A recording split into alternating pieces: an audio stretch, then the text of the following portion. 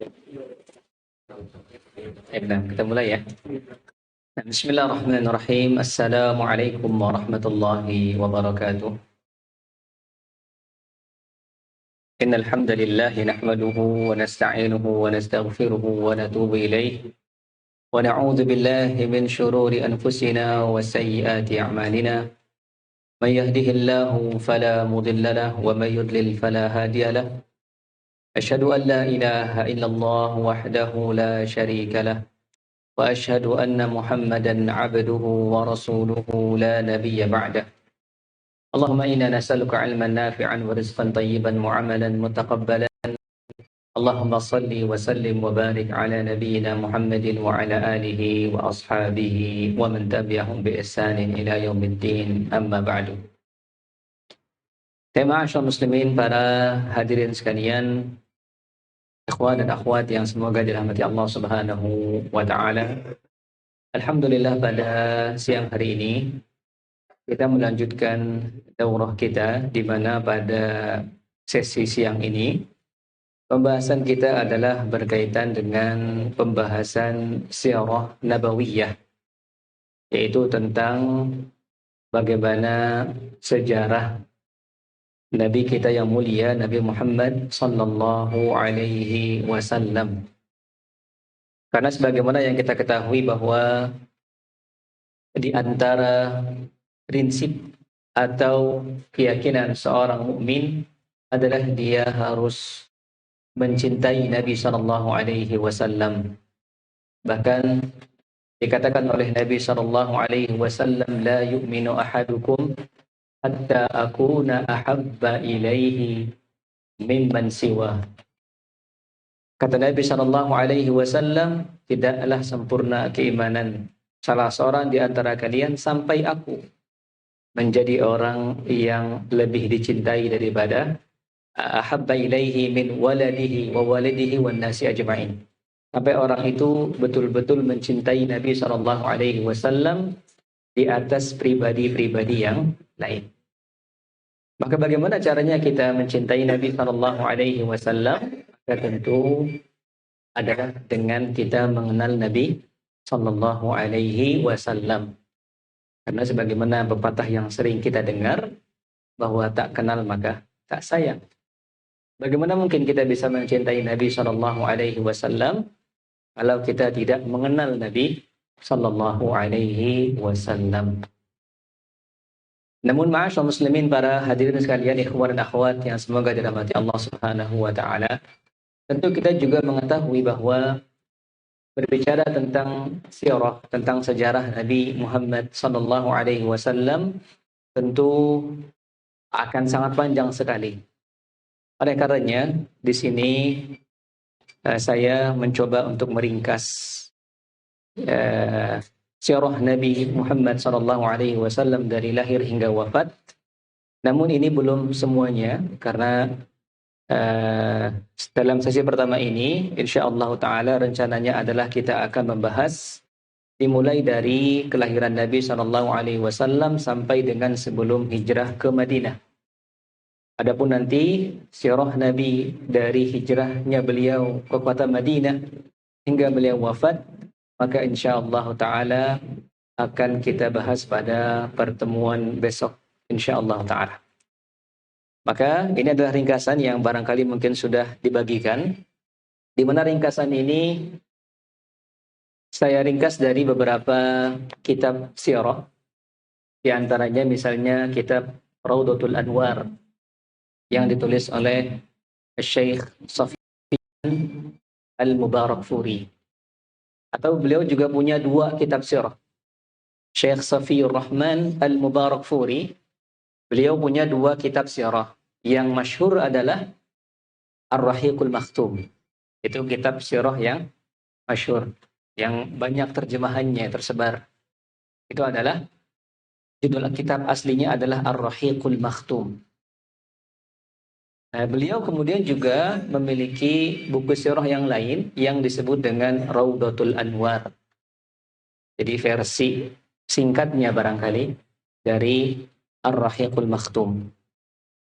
Kemudian juga yang kedua, saya juga mengambil dari kitab Mukhtasar Siratul Rasul yang ditulis oleh Syekh Muhammad bin Abdul Wahhab rahimahullahu taala, juga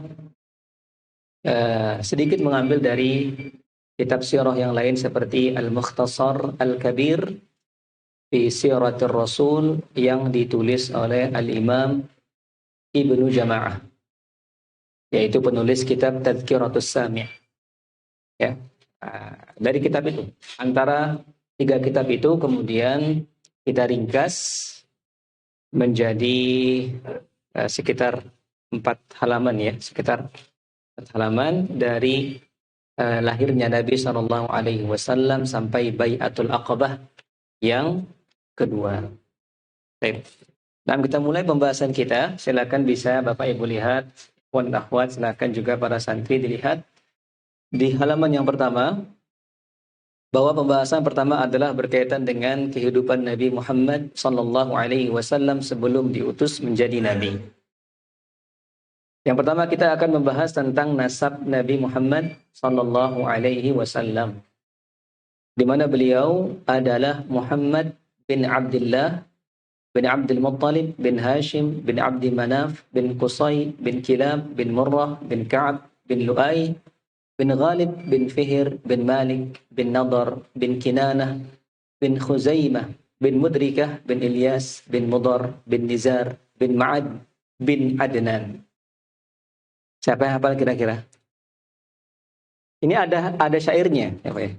Ada syair yang dibuat oleh para ulama untuk memudahkan menghafalkan nasab ini. Di mana di antara syair yang masyhur adalah disebutkan Aba'u Sayyidil Wara 'ala ar-rutabi huwa ibnu Abdullah Abdul Muttalib bin Hashim Abdi Manaf bin Qusay ibnu Kilab bin Murrah Ka'ab Lu'ay wa Ghalib bin Fihr bin Malik wa Khuzaimatun Mudrikatun Ilyas. Kemudian apa? Wa Ghalib bin Fihr bin Malik wa Nadaru kul Kinanatun kadhalik wa Khuzaimatun Mudrikatun Ilyas wa Mudar Nizar bin Ilyas thumma Ma'ad wa ba'dahu Adnan wa ba'da dhaka ikhtalafa al-a'yan. Itu ada syair seperti itu untuk memudahkan menghafal. Namun kita tidak dituntut menghafal sebanyak itu. Kita hanya menghafal beberapa saja barangkali. Jadi kita lihat bagaimana nasab Nabi Shallallahu Alaihi Wasallam. Ini adalah nasab yang disepakati, Pak ya. Nasab yang disepakati oleh para ulama. Kenapa? Karena setelah Adnan ke atas sampai kepada Nabi Adam, itu para ulama berbeda pendapat. Jadi yang disepakati oleh semua ulama sirah dari nasab Nabi Shallallahu Alaihi Wasallam adalah sampai Adnan ini. Makanya tadi dalam syairnya dikatakan, "Tsumma ma'addun wa ba'dahu Adnan wa ba'da dzaka ikhtalafa al-a'yan." Kata syair tersebut, setelah Adnan, ba'da dzaka, setelah itu ikhtalafa al-a'yan. Maka para ulama kemudian berselisih. Jadi yang disepakati hanya sampai Adnan ini. Namun, para ulama sepakat bahwa Adnan yang terakhir ini itu dari keturunan Nabi Ismail. Jadi mereka sepakat bahwa Adnan yang terakhir yang kita sebutkan di sini itu adalah keturunan dari Nabi Ismail. Namun mereka berbeda pendapat tentang urutannya, bagaimana nyambungnya dari Adnan sampai ke Ismail. Itu yang diperselisihkan. Apalagi kemudian sampai ke Nabi Adam alaihissalam, ini diperselisihkan oleh para ulama. Namun yang disepakati adalah sampai Adnan ini. Sampai Adnan. Dan Nabi Muhammad SAW adalah satu-satunya Nabi yang datang dari keturunan Nabi Ismail. Karena semua Nabi yang lain itu datang atau merupakan keturunan Nabi Ishak. Karena kita tahu ya, bahwa Nabi-Nabi itu kan dari Nabi Ibrahim. Di mana Nabi Ibrahim ini punya anak Ismail dan Ishak. Nah dari Ishak alaihi salam itu banyak Nabi-Nabi berikutnya. Nabi-Nabi Bani Israel, Nabi Musa, Nabi Isa, itu semua dari keturunan Ishak. Kecuali Nabi Muhammad SAW satu-satunya Nabi dari jalan Ismail. Beliau hanya Nabi Muhammad SAW seorang nabi yang datang dari keturunan Ismail. Adapun nabi-nabi Bani Israel seperti ya Yunus, Yusuf, kemudian yang lain-lainnya Hud, Saleh, Idris, Musa, Isa itu semua adalah keturunan Nabi Ishak alaihi wassalam. Maka kita lihat di sini bahwa Nabi Muhammad adalah anak dari Abdullah bin Abdul Muttalib. Abdul Muttalib nama aslinya adalah Syaibah. Abdul Muttalib nama aslinya adalah Syaibah.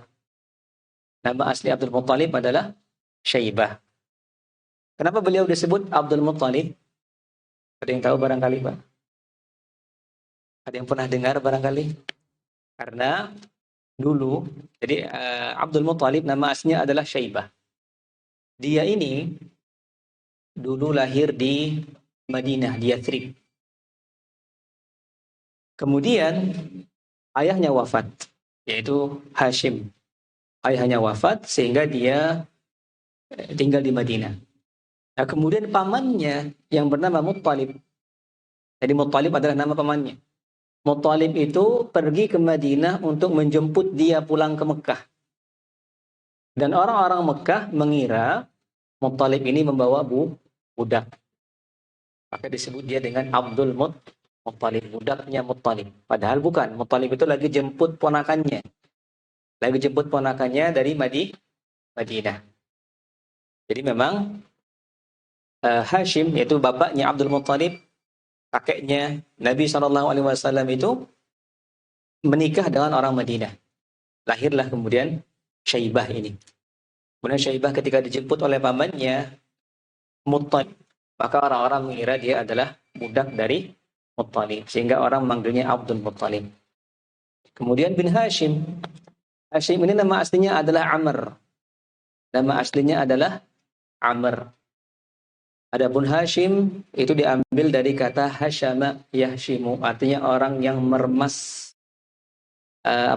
roti yang kering, meremukkan roti yang kering.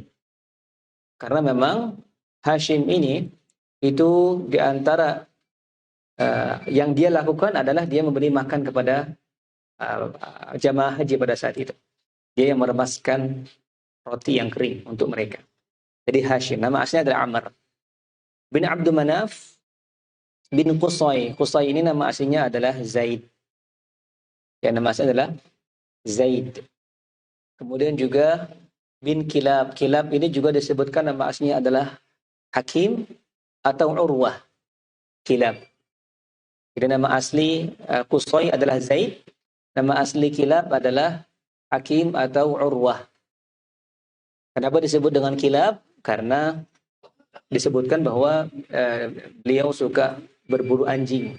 Maka diambil dari kata kalbun, kilab. Jadi karena sering berburu anjing, maka disebut dengan kilab. Nama aslinya adalah Hakim atau Urwah. Bin Murrah, bin Ka'ab, bin Lu'ay, bin Ghalib, bin Fihir. Nah, sampai Fihir ini, Pak. Fihir ini adalah Quraisy. Fihir ini adalah Quraisy. Jadi kalau kita mendengar suku Quraisy, maka dia adalah anak-anaknya Fihir. Nah, anaknya Fihir ini. Inilah Quraisy. Fihir ini. Jadi para ulama mengatakan bahwa yang dimaksud dengan Quraisy, yang kemudian lahir suku Quraisy itu adalah anak-anak dari Fihir. Fihir itulah yang Quraisy namanya. Fihir. Walaupun sebagian para ulama ada yang mengatakan Quraisy itu adalah Nador. Setelahnya Fihir bin Malik bin Nador. Gitu Pak ya. Jadi para ulama di sini berbeda pendapat tentang siapa Quraisy itu. Kebanyakan para ulama sirah mengatakan Quraisy itu adalah Fihir. Adalah Fihir. Walaupun ada sebagian yang lain mengatakan Quraisy adalah Nador. Jadi Fihir bin Malik bin Nador. Jadi antara Nador atau Fihir. Namun yang lebih kuat adalah Fihir. Kemudian bin Kinanah, bin Khuzaimah, bin Mudrikah, bin Ilyas, bin Mudar, bin Nizar, bin Ma'ad, bin Adnan. Ini adalah nasab Nabi Muhammad sallallahu alaihi wasallam. Nah, kemudian ada pun ibunya, nasab dari ibunya adalah Aminah binti Wahab bin Abdi Manaf bin Zahrah bin Kilab. Maka dari sini kita bisa melihat bahwa Nabi, baik dari ayahnya atau dari ibunya, nasabnya bersambung kepada Kilab, bertemu di Kilab. Maka ini adalah nasab Nabi Muhammad Sallallahu Alaihi Wasallam. Nah, kemudian kita lihat kelahiran Nabi Muhammad Sallallahu Alaihi Wasallam. Dikatakan di sini bahwa para ulama berbeda pendapat dalam penentuan tanggal kelahiran beliau. Jadi memang tanggal kelahiran Nabi Sallallahu Alaihi Wasallam itu adalah hal yang diperselisihkan. Banyak pendapat para ulama dalam masalah ini. Sebagian ada yang mengatakan bulan Safar, sebagian ada yang mengatakan bulan Ramadan, sebagian ada yang mengatakan Rabiul Awal. Dan sebagian lagi itu berbeda lagi di Rabiul Awalnya tanggal berapa. Ada yang mengatakan tanggal 8, ada yang mengatakan tanggal 12, dan ini yang masyhur, yang tersebar. Ada yang mengatakan tanggal 9. Jadi memang kelahiran Nabi ini berbeda pendapat para ulama dalam menentukan tanggal kelahiran Nabi Shallallahu Alaihi Wasallam. Beliau mengatakan atau dikatakan oleh para ulama yang masyhur, yang terkenal adalah beliau dilahirkan di Mekkah pada hari Senin 12 Rabiul Awal pada tahun gajah.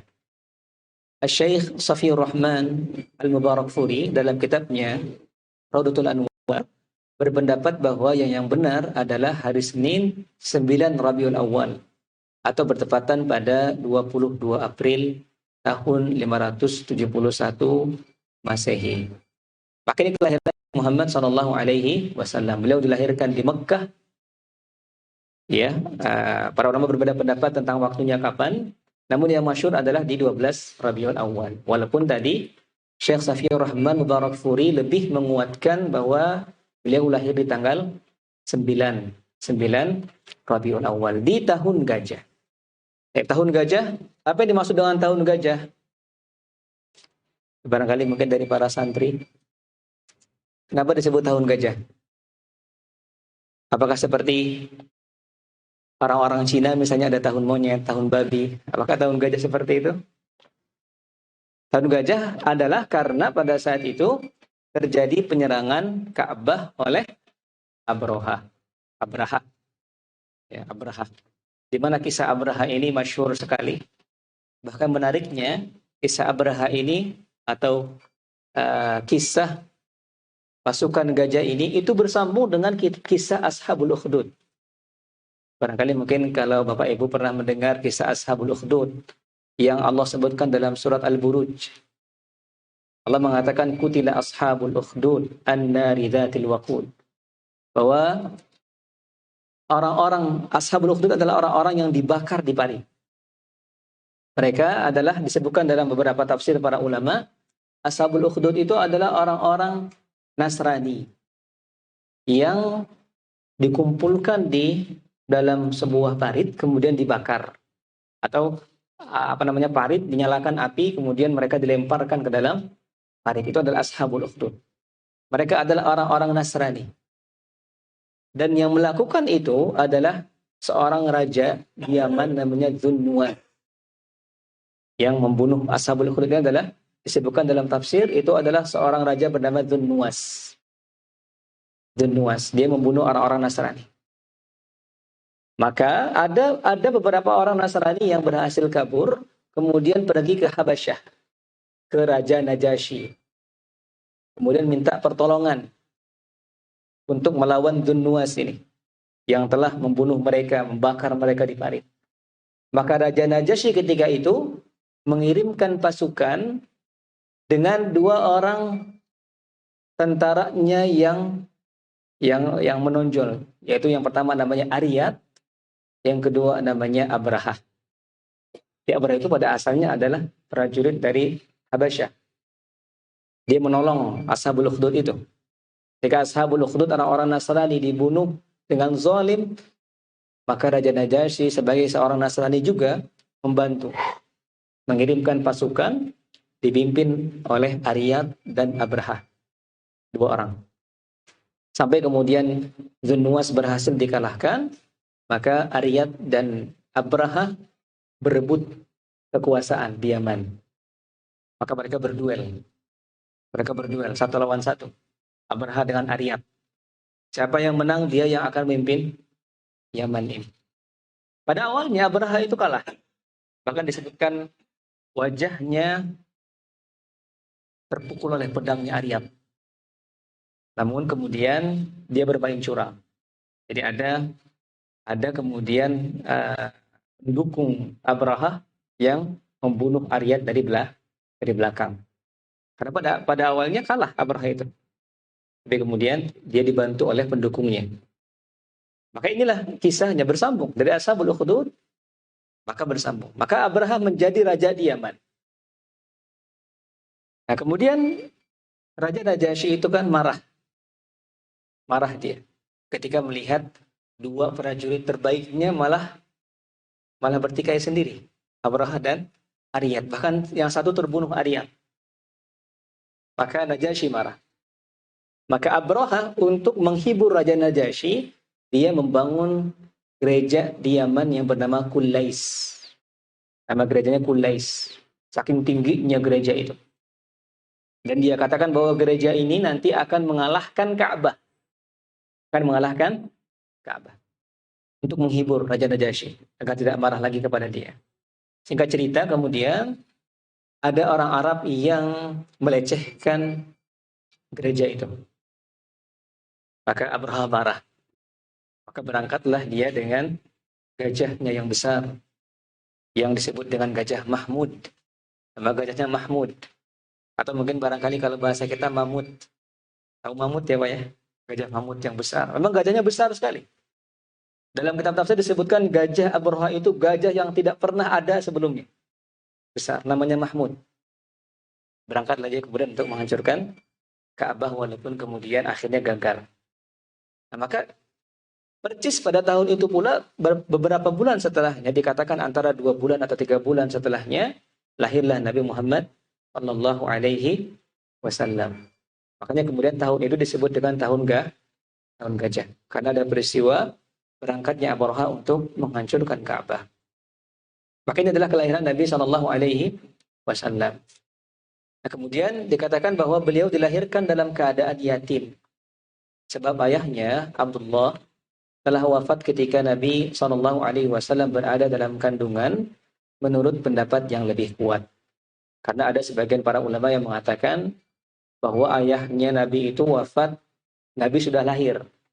Tapi yang benar adalah ketika itu Nabi masih berada dalam kandungan. Ketika dia wafat, ketika Nabi lahir, beliau sudah lahir dalam keadaan yatim. Ayahnya sudah wafat. Nah, kemudian setelah Nabi Shallallahu Alaihi Wasallam dilahirkan, maka ibunya membawanya kepada sang kakek, yaitu Abdul Muttalib, Syaibah tadi. Kemudian yaitu kakeknya, kemudian ia membawanya ke dalam Ka'bah, yaitu Abdul Muttalib membawa Nabi Muhammad bayi ini ke dalam Ka'bah. Dia berdoa kepada Allah Subhanahu Wa Taala. Kemudian diberikan nama Muhammad. Jadi yang memberikan nama Muhammad adalah siapa? Siapanya? Ayahnya atau kakeknya?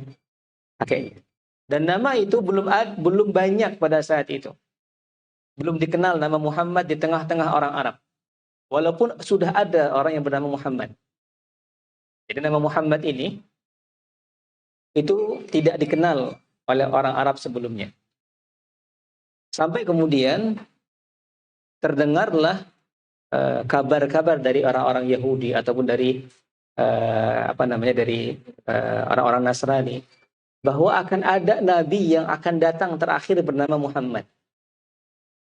Sehingga kemudian sejak kabar itu terdengar oleh orang-orang Arab, mereka mulai menamakan anak mereka dengan Muhammad, berharap anaknya menjadi nabi. Tapi yang menjadi nabi adalah Nabi Muhammad bin Abdullah. Jadi apakah ada nama Muhammad sebelum Nabi dilahirkan? Jawabannya ada. Bahkan dikatakan oleh Al-Imam Qadhi Iyad, itu ada sekitar 6 atau 7 orang nama Muhammad sebelum Nabi Muhammad sallallahu alaihi wasallam. Sebabnya karena orang-orang Arab berharap ketika anak mereka lahir menjadi seorang nabi yang terakhir tersebut. Lalu kemudian pada hari ke-7 Rasulullah sallallahu alaihi wasallam dikhitan oleh kakeknya, yaitu Abdul Muttalib. Baik. Nah, kemudian masa kecil Nabi Muhammad sallallahu alaihi wasallam. Nah, poin yang pertama dikatakan semasa kecil Nabi Muhammad SAW sempat disusui oleh Thuwaibah, yaitu bekas budaknya Abu Lahab yang sebelumnya juga menyusui Hamzah bin Abdul Muttalib. Jadi Nabi SAW itu saudara sepersusuan dengan pamannya, yaitu Hamzah. Jadi walaupun Hamzah itu pamannya, tapi usianya tidak jauh berbeda antara Nabi dengan Hamzah. Mereka berdua pernah disusui oleh Thuwaibah, yaitu bekas budaknya Abu Lahab. Bekas budaknya Abu Lahab. Abu Lahab ini nama aslinya siapa, Pak? Abu Lahab nama aslinya adalah Abdul Uzza. Nama aslinya adalah Abdul Uzza. Abdul Uzza, hambanya Uzza. Namanya Abu Lahab karena dia ganteng. Lahab itu merah, artinya dia pipinya merah. Jadi dia ganteng. Istrinya Ummu Jamil namanya. Ummu Jamil, ibu cantik. Jadi memang suami istri cantik dan ganteng. Abu Lahab dan Ummu Jamil. Tapi kelakuannya seperti itu. Kelakuannya kufur kepada Nabi SAW. Abu Lahab nama aslinya Abdul Uzza. Istrinya Ummu Jamil nama aslinya adalah Arwa. Namanya Arwa bintu Harb. Arwa. Nah, maka ini yang pertama. Jadi ketika Nabi lahir itu disusui oleh ibunya terlebih dahulu, terus kemudian sempat disusui oleh Thuwaibah, bekas budaknya Abu Lahab, yang mana juga pernah menyusui Hamzah bin Abdul Muttalib. Nah, setelah itu Nabi SAW dititipkan di kampung Bani Sa'ad dan disusui oleh Halimah binti Abi Dhu'aib dari suku Sa'ad bin Bakar yang kemudian lebih dikenal dengan Halimah As-Sa'diyah. Jadi setelah Nabi disusui oleh Thuwaibah, itu Nabi SAW dikirim ke kampung Bani Sa'ad untuk disusui oleh Halimah As-Sa'diyah. Dikenal dengan Halimah As-Sa'diyah. Kenapa? Karena memang di antara kebiasaan orang Arab pada saat itu, mereka kalau mendapatkan anaknya baru lahir, itu langsung dibawa ke kampung, Pak. Alasannya apa? Alasannya pertama, untuk menghindari penyakit. Yang pertama.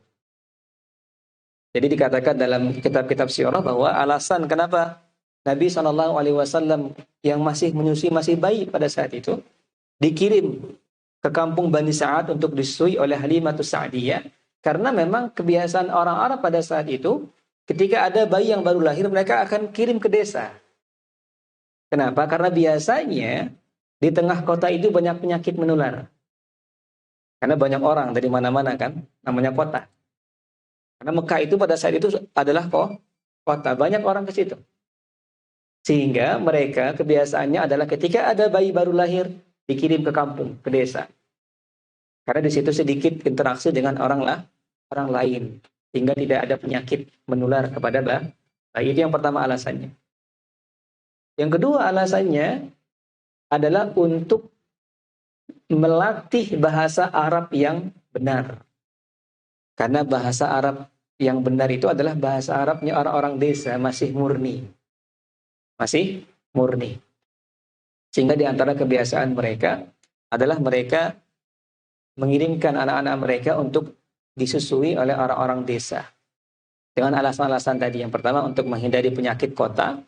Yang kedua untuk melatih bahasa Arab yang benar. Maka Nabi SAW itu diasuh oleh Halimatus Sa'diyah sekitar 2 tahun. Sampai beliau disapih.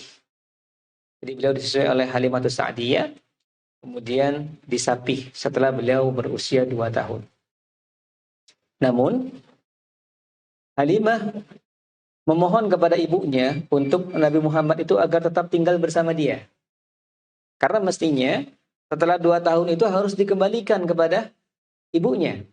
Setelah disapih, mestinya harus dikembalikan kepada ibunya. Tapi Halimah nggak mau. Karena semenjak Nabi Muhammad tinggal bersama Halimah, Halimah mendapatkan keberkahan. Susu kambingnya banyak. Kemudian untanya yang dulu jalannya lambat, Atau keledai yang dulu jalannya lambat menjadi yang kencang jalannya. Artinya banyak keberkahan ketika Nabi tinggal bersama Halimah. Maka Halimah memohon kepada ibunya Nabi, Aminah. Memohon agar Nabi Muhammad tetap bersama dia.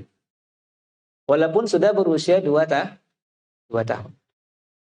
Maka dikatakan oleh para ulama, maka Nabi pun kemudian akhirnya tetap tinggal bersama Halimah sampai sekitar usia 5 tahun.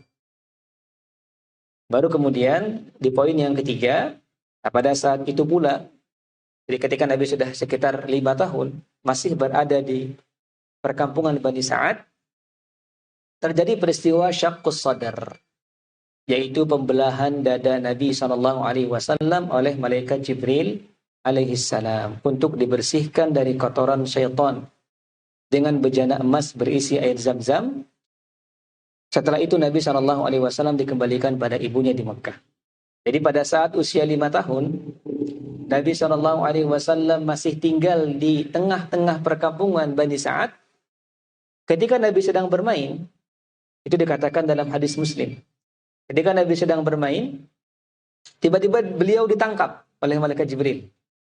Bayangkan anak 5 tahun, lagi main sama teman-temannya, kemudian datang malaikat Jibril menangkap dan dibelah dadanya. Dibelah dadanya. Diambil hatinya, kemudian dibersihkan gumpalan darah. Dan dalam hadis tadi dikatakan, Jibril mengatakan, hada minasyaitan, ini dari syaitan.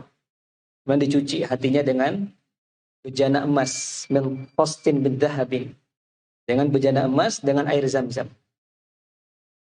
Maka teman-temannya itu langsung lari ke kampung mengatakan, Qutila Muhammad, Muhammad telah dibunuh, kata dia.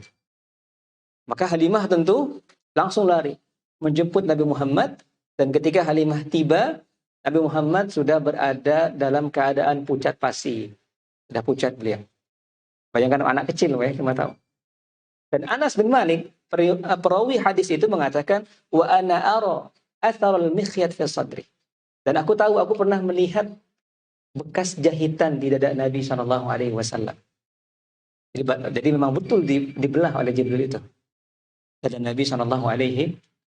Itu kata Anas dalam hadis Muslim. Jadi kata Anas, aku pernah lihat bekas jahitannya.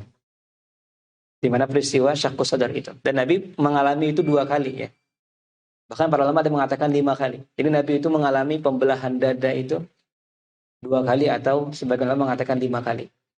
Namun yang kebanyakan para ulama mengatakan adalah 2 kali. Yaitu ketika usia 5 tahun ini. Yang kedua ketika Isra Mi'raj. Dibersihkan oleh Jibril lagi. Maka ini. Nah, setelah peristiwa syaqqus sadar tadi, itu ada peristiwa yang menakutkan, Mbak ya. Maka Halimah takut. Barulah kemudian dia kembalikan Nabi kepada ibunya. Jadi Nabi Muhammad dikembalikan lagi kepada ibunya karena Halimah takut. Takut terjadi sesuatu kepada Nabi Muhammad setelah kejadian itu. Maka Nabi dikembalikan kepada ibunya di Mekah.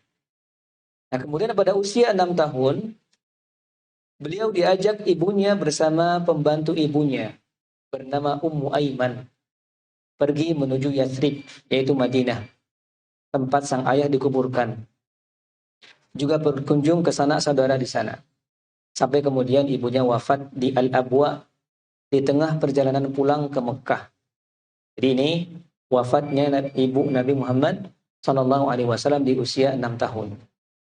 Setelah mereka safar ke Madinah untuk mengunjungi kuburan ayahnya dan juga saudara di sana.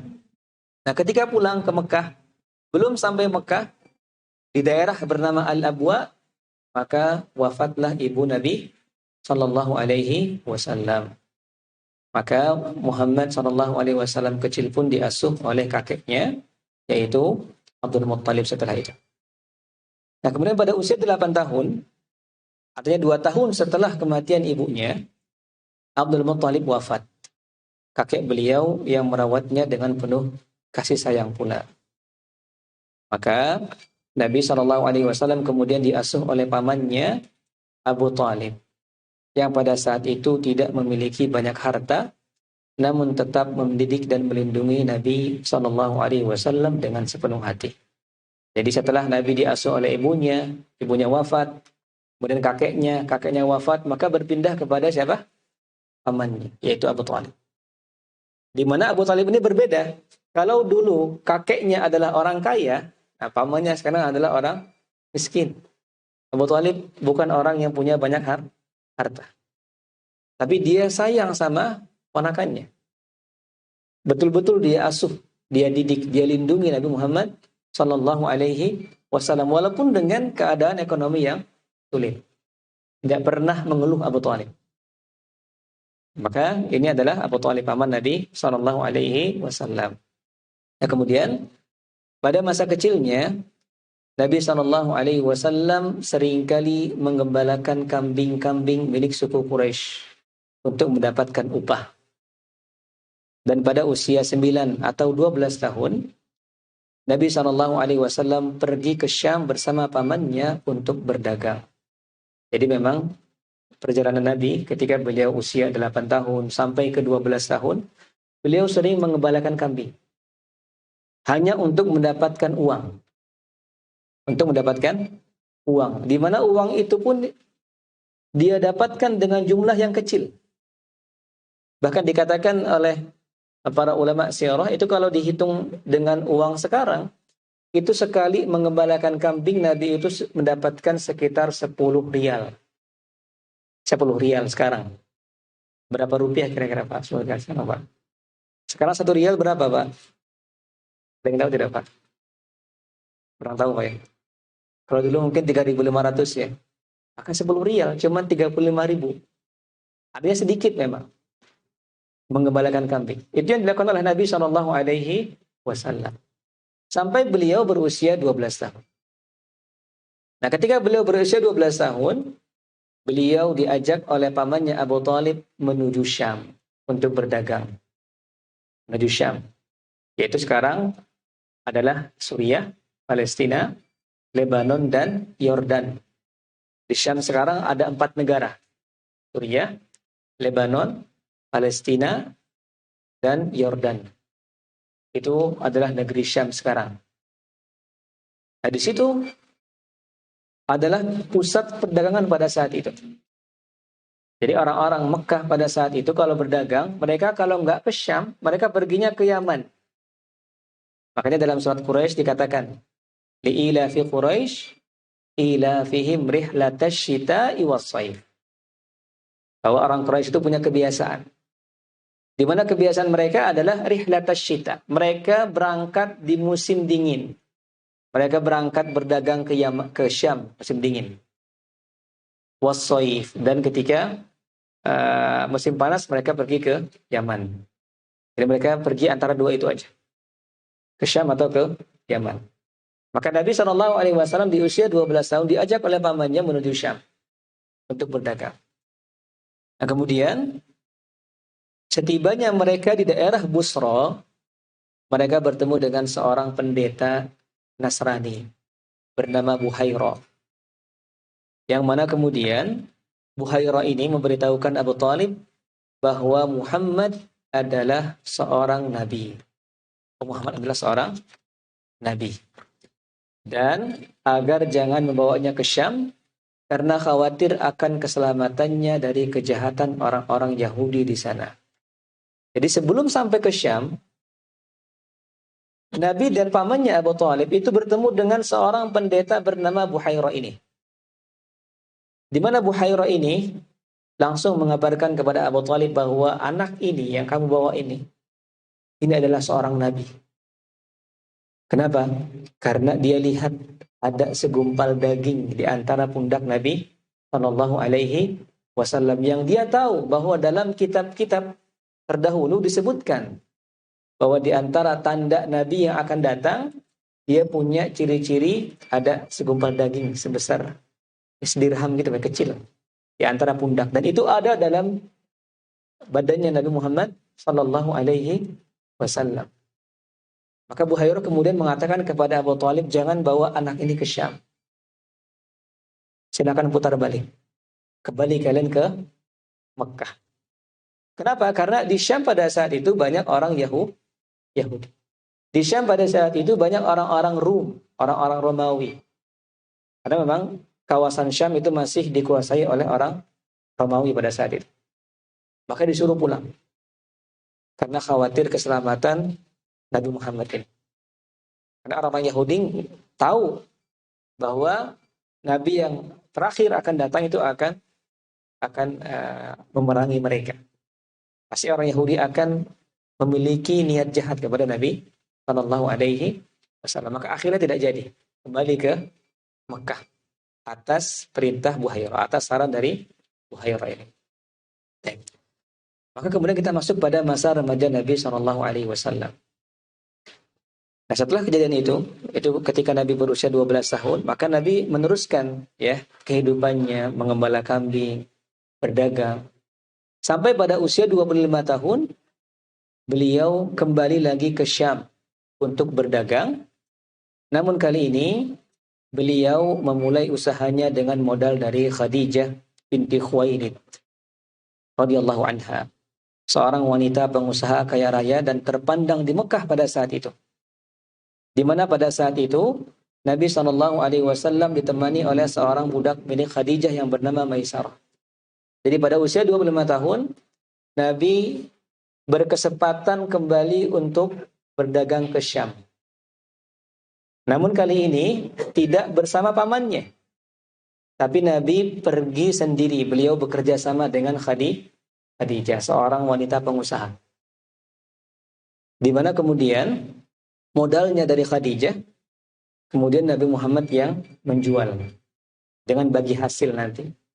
Karena Khadijah tahu Nabi itu sudah terkenal dengan kejujurannya, dengan akhlaknya yang mulia. Maka Khadijah senang bekerja sama dengan Nabi Shallallahu Alaihi Wasallam. Maka Khadijah memberikan modal, Nabi menjualnya di Syam. Dan pada saat itu Nabi ditemani oleh budaknya Khadijah bernama Maisarah.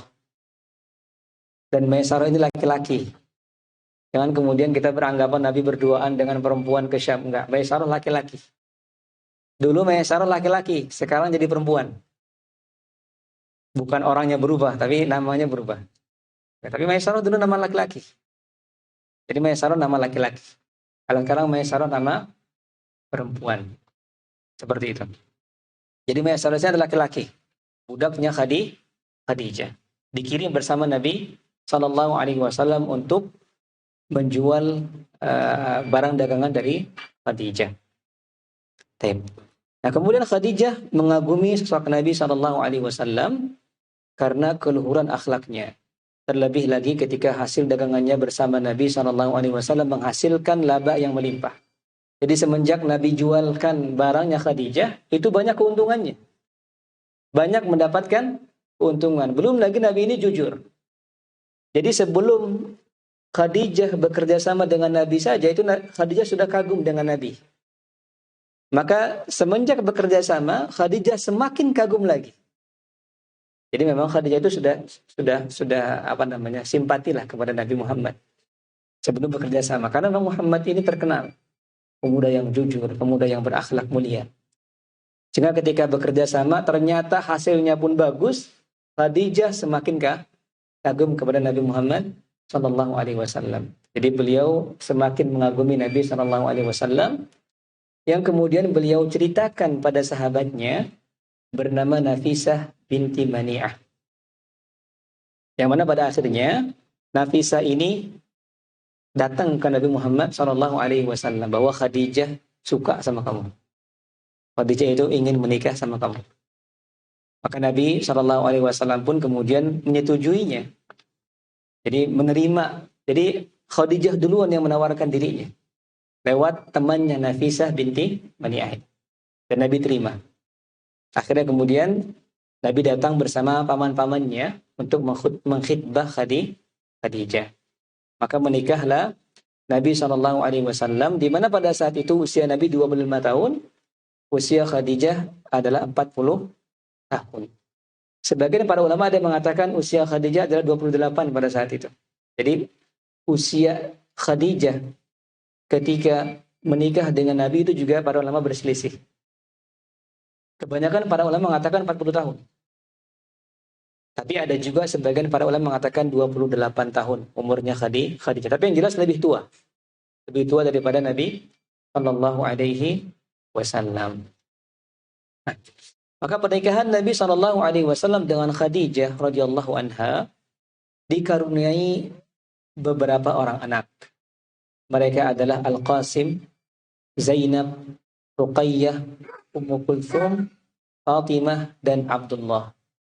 Ini urutannya.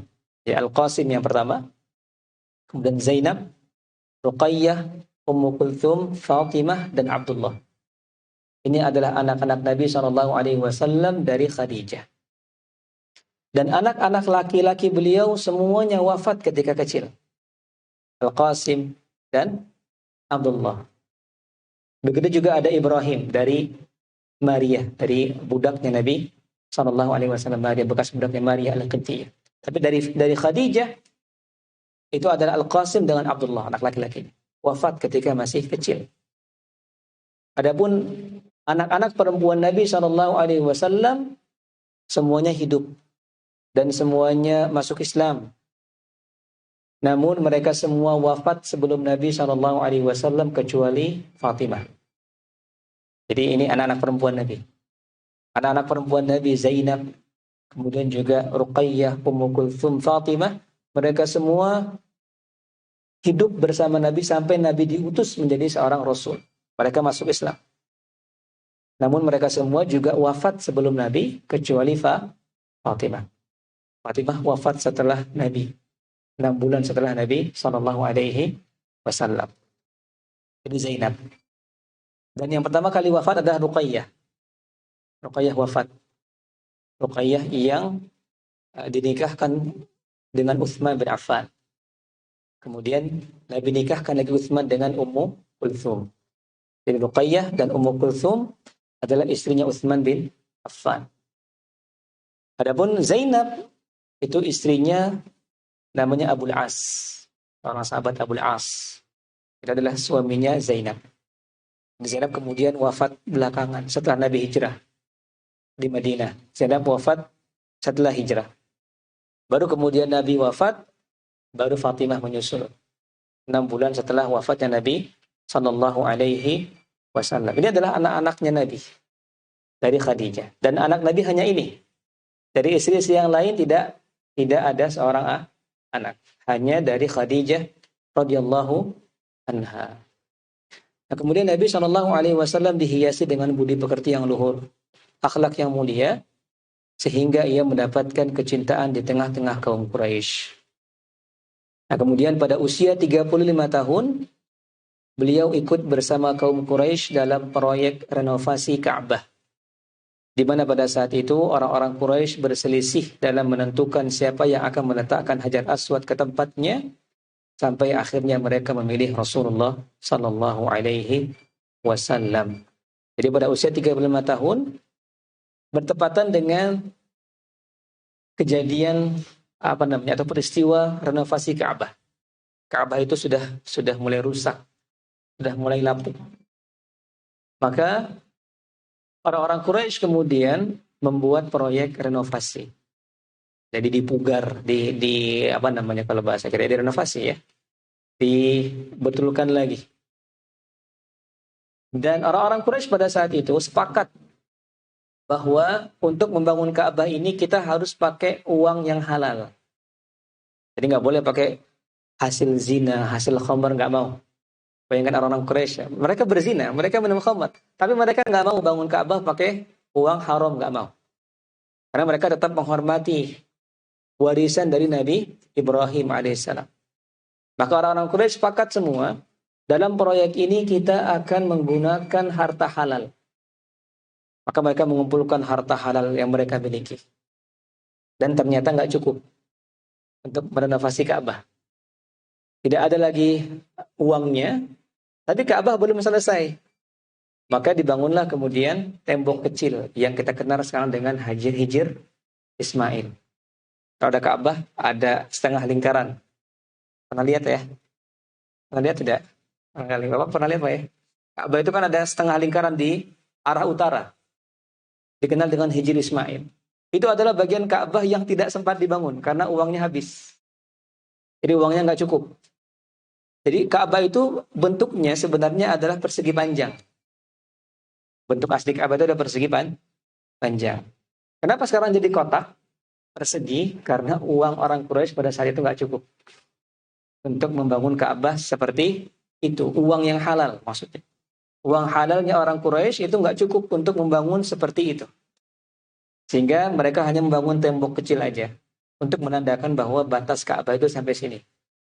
Jadi di dalam Hijr Ismail itu adalah dalam Ka'bah sebenarnya. Itu adalah Hijr Ismail tadi. Maka mereka mengumpulkan uang, ternyata nggak cukup uang halalnya, sehingga kemudian yang tersisa hanya ditandakan dengan tembok kecil tadi. Sampailah kemudian dalam peletakan Hajar Aswad. Barulah kemudian mereka berselisih. Jadi mereka pada awalnya saling bekerja sama orang-orang Quraisy, mengangkat batu bersama, membangun Ka'bah bersama, sampai kemudian untuk meletakkan Hajar Aswad, siapa yang harus meletakkannya mereka berselisih. Mereka berselisih sampai hampir perang saudara dikatakan dalam kitab Sirah. Sampai hampir terjadi pertumpahan darah. Hanya karena berantem siapa yang meletakkan Hajar Aswad nih. Dan itu berlangsung 4 sampai 5 hari. Mereka berselisih. Sampai kemudian mereka memberikan solusi. Kalau begitu, orang yang akan meletakkan Hajar Aswad adalah orang yang masuk pertama kali lewat pintu ini. Dan qadarullah yang masuk pertama adalah Nabi Muhammad sallallahu alaihi wasallam. Dan mereka semua kaum Quraisy setuju. Karena mereka kenal dengan Nabi Muhammad sallallahu alaihi wasallam. Maka Nabi lah yang meletakkan Hajar Aswad tadi ke tempatnya. Ini adalah masa remaja Nabi sallallahu alaihi wasallam. Nah, baru kemudian kita ada diutusnya Nabi Muhammad menjadi seorang nabi. Nah, kondisi kaum Quraisy yang semakin bobrok membuat Nabi sallallahu alaihi wasallam gelisah. Karena pada dasarnya beliau tidak suka melihat kesyirikan dan kemaksiatan tersebar di tengah-tengah Quraisy. Sehingga beliau pun sering bertahannus, sering menyendiri di Gua Hira untuk merenung dan mengamati ciptaan Allah Subhanahu wa taala. Jadi Nabi itu memang dari awal itu tidak suka dengan maksiat, tidak suka dengan kesyirikan. Sehingga Nabi ini lebih sering bertahannus. Dikatakan beliau itu setahun sekali beliau itu iktikaf di Gua Hira di bulan Ramadan. Di bulan Ramadan juga. Jadi setiap bulan Ramadan, setiap tahunnya Nabi itu selalu di Gua Hira. Merenung, mengamati ciptaan Allah Subhanahu wa taala. Bertahannus namanya. Karena beliau nggak suka melihat kesyirikan di tengah-tengah kaumnya, melihat kemaksiatan beliau nggak suka. Fitrahnya adalah fitrah yang bersih. Sehingga setiap tahun di bulan Ramadan beliau selalu ke Gua Hira bertahannus. Dan itu berlangsung sekitar 3 tahun atau 5 tahun sampai beliau berusia 40 tahun. Jadi sampai beliau berusia di 40 tahun. Nah, ketika beliau berusia 40 tahun, pas juga di bulan Ramadan, ketika beliau bertahannus di Gua Hira, maka turunlah wahyu yang pertama di Gua Hira itu kan turunnya.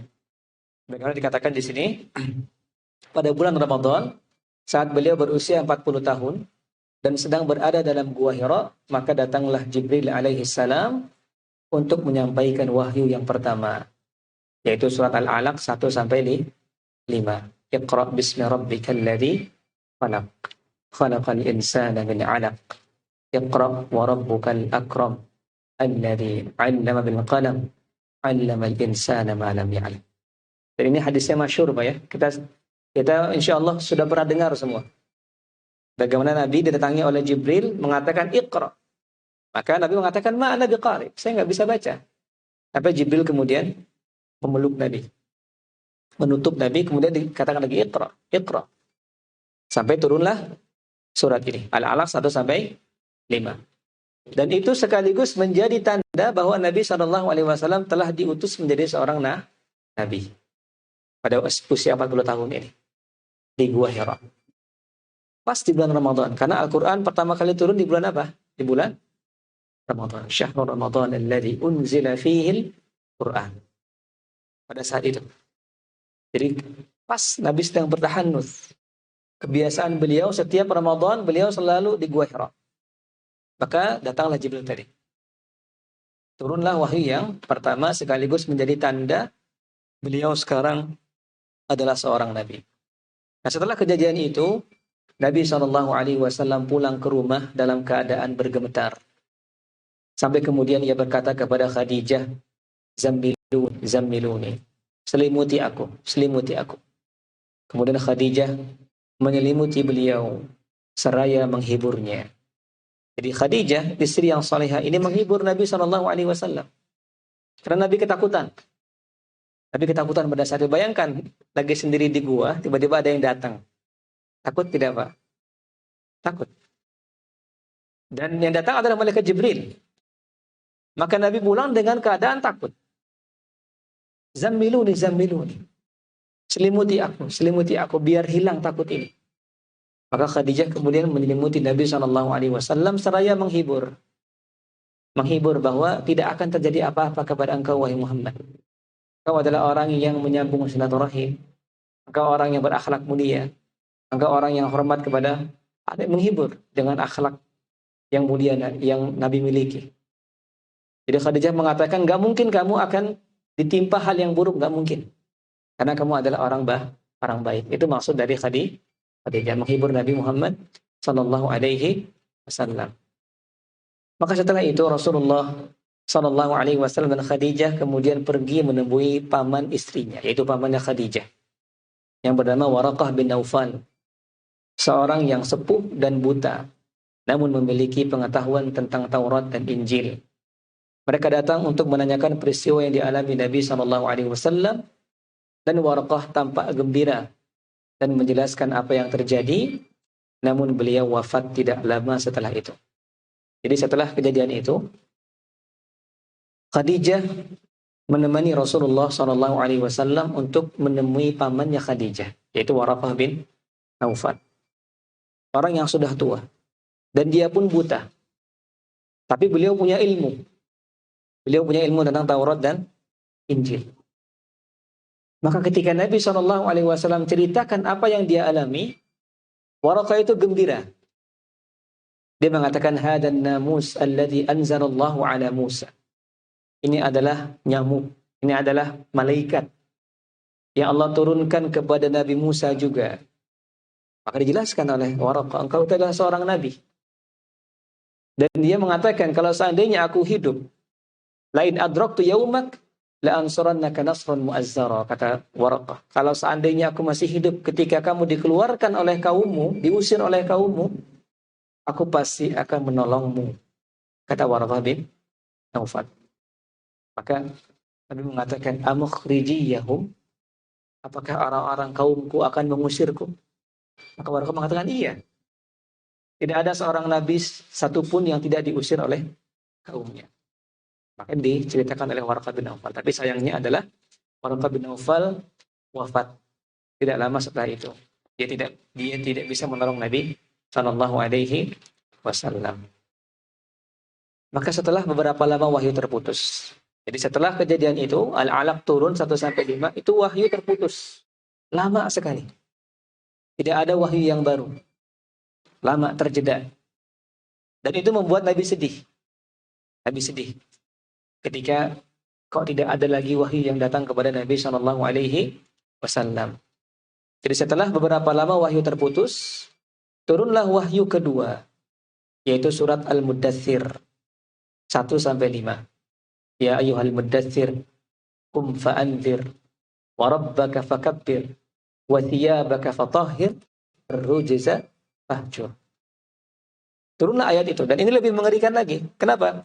Karena dalam hadisnya, dalam hadis Jabir, riwayat Imam Muslim, itu Nabi bercerita ketika wahyu yang kedua ini turun, itu Nabi SAW itu ada yang manggil, wahai Muhammad, ketika Nabi sedang jalan. Dan beliau lihat ke depan kemana-mana nggak ada, ternyata ada di atas langit. Malaikat yang dia lihat di Gua Hira itu, malaikat Jibril. Itu mengerikan lagi ya, Masya Allah ya. Dia melihat malaikat Jibril di atas langit sedang duduk. Kemudian menyampaikan wahyu ini. Ya ayyuhal muddatsir, qum fa'anzir, wa rabbaka fakabbir. Ini wahyu yang kedua. Setelah sempat beberapa lama terjeda. Dan ini surat Al-Mudaththir ini adalah surat yang menandakan Nabi diutus menjadi seorang Rasul. Jadi ini perlu kita perhatikan ya, bahwa surat Al-Alaq itu adalah tanda Nabi diutus menjadi seorang Nabi. Surat Al-Mudaththir adalah tanda bahwa Nabi Muhammad diutus menjadi seorang Rasul. Jadi Nabi adalah seorang Nabi dan Rasul. Surat Al-Mudaththir ini. Kum fa'anzir, kata Allah. Wahai orang yang berselimut, Al-Mudaththir, kum fa'anzir. Berdirilah dan ingatkan manusia. Nah, ini adalah perintah. Perintah seorang Rasul. Berdiri kamu, ingatkan semua manusia. Kum fa'anzir. Wa rabbaka fakabbir. Dan agungkanlah Rabbmu. Wa rabbaka fakabbir. Wa thiyabaka fatahhir. Dan sucikanlah bajumu. Warrujza fahjur. Dan keburukan, kesyirikan tinggalkanlah. Ini adalah perintah yang mengutus Nabi menjadi seorang Rasul. Kembali, Nabi SAW pun merasa ketakutan. Beliau pulang dan meminta Khadijah untuk menyelimuti dirinya lagi. Masih tetap takut Nabi SAW. Namun, sejak saat itu, maka wahyu kemudian turun terus-menerus. Juga sebagai tanda bahwa perjuangan menyebarkan agama Islam telah dimulai pada saat itu. Ini adalah kisah bagaimana permulaan wahyu. Bahwa Nabi SAW itu awal mulanya takut. Karena beliau belum pernah melihat malaikat Jibril tadi. Sampai kemudian turunlah Al-Alaq. Kemudian jeda berapa lama baru turun surat Al-Mudaththir. Yang menunjukkan bahwa Nabi sekarang adalah seorang Rasul. Dan inilah awal mula kemudian perjuangan dimulai. Maka berikutnya di fase Mekah. Di sini adalah fase Mekah, artinya fase ketika Nabi telah menjadi seorang Nabi dan Rasul, namun beliau masih berada di Mekah. Yang pertama, beliau memulai dakwah sirriyah, yaitu dakwah sembunyi-sembunyi. Di mana pada awalnya Nabi SAW memulai dakwahnya secara sembunyi-sembunyi, sebab beliau sadar bahwa kedudukan beliau masih sangat lemah. Ditambah kekhawatiran beliau akan penentangan kaumnya yang telah lama tenggelam dalam kesyirikan. Maka beliau mengawali dakwah kepada kerabat dan kenalan dekatnya, itu pun yang beliau yakini akan kebaikan yang ada pada diri mereka. Jadi awal mulanya, Nabi berdakwah kepada orang-orang terdekat, kepada keluarga, atau kepada teman-teman, dan teman-temannya pun yang dia lihat ada kebaikan. Nggak semua temannya diajak oleh Nabi SAW. Tapi teman-teman yang Nabi tahu bahwa orang ini akan nerima agama Islam. Itu awal mulanya. Dan dari situ kemudian, kita lihat halaman berikutnya, ada beberapa orang kemudian yang menerima dakwah Nabi SAW. Di beberapa orang menerima dakwah Islam, yang mereka kemudian dikenal dengan as-sabiqun al-awwalun. Orang-orang yang pertama masuk Islam. Mereka adalah Khadijah binti Khuwailid, istri beliau sendiri. Ini adalah perempuan pertama yang masuk Islam. Kemudian Abu Bakar As-Siddiq. Ini adalah laki-laki dewasa pertama yang masuk Islam.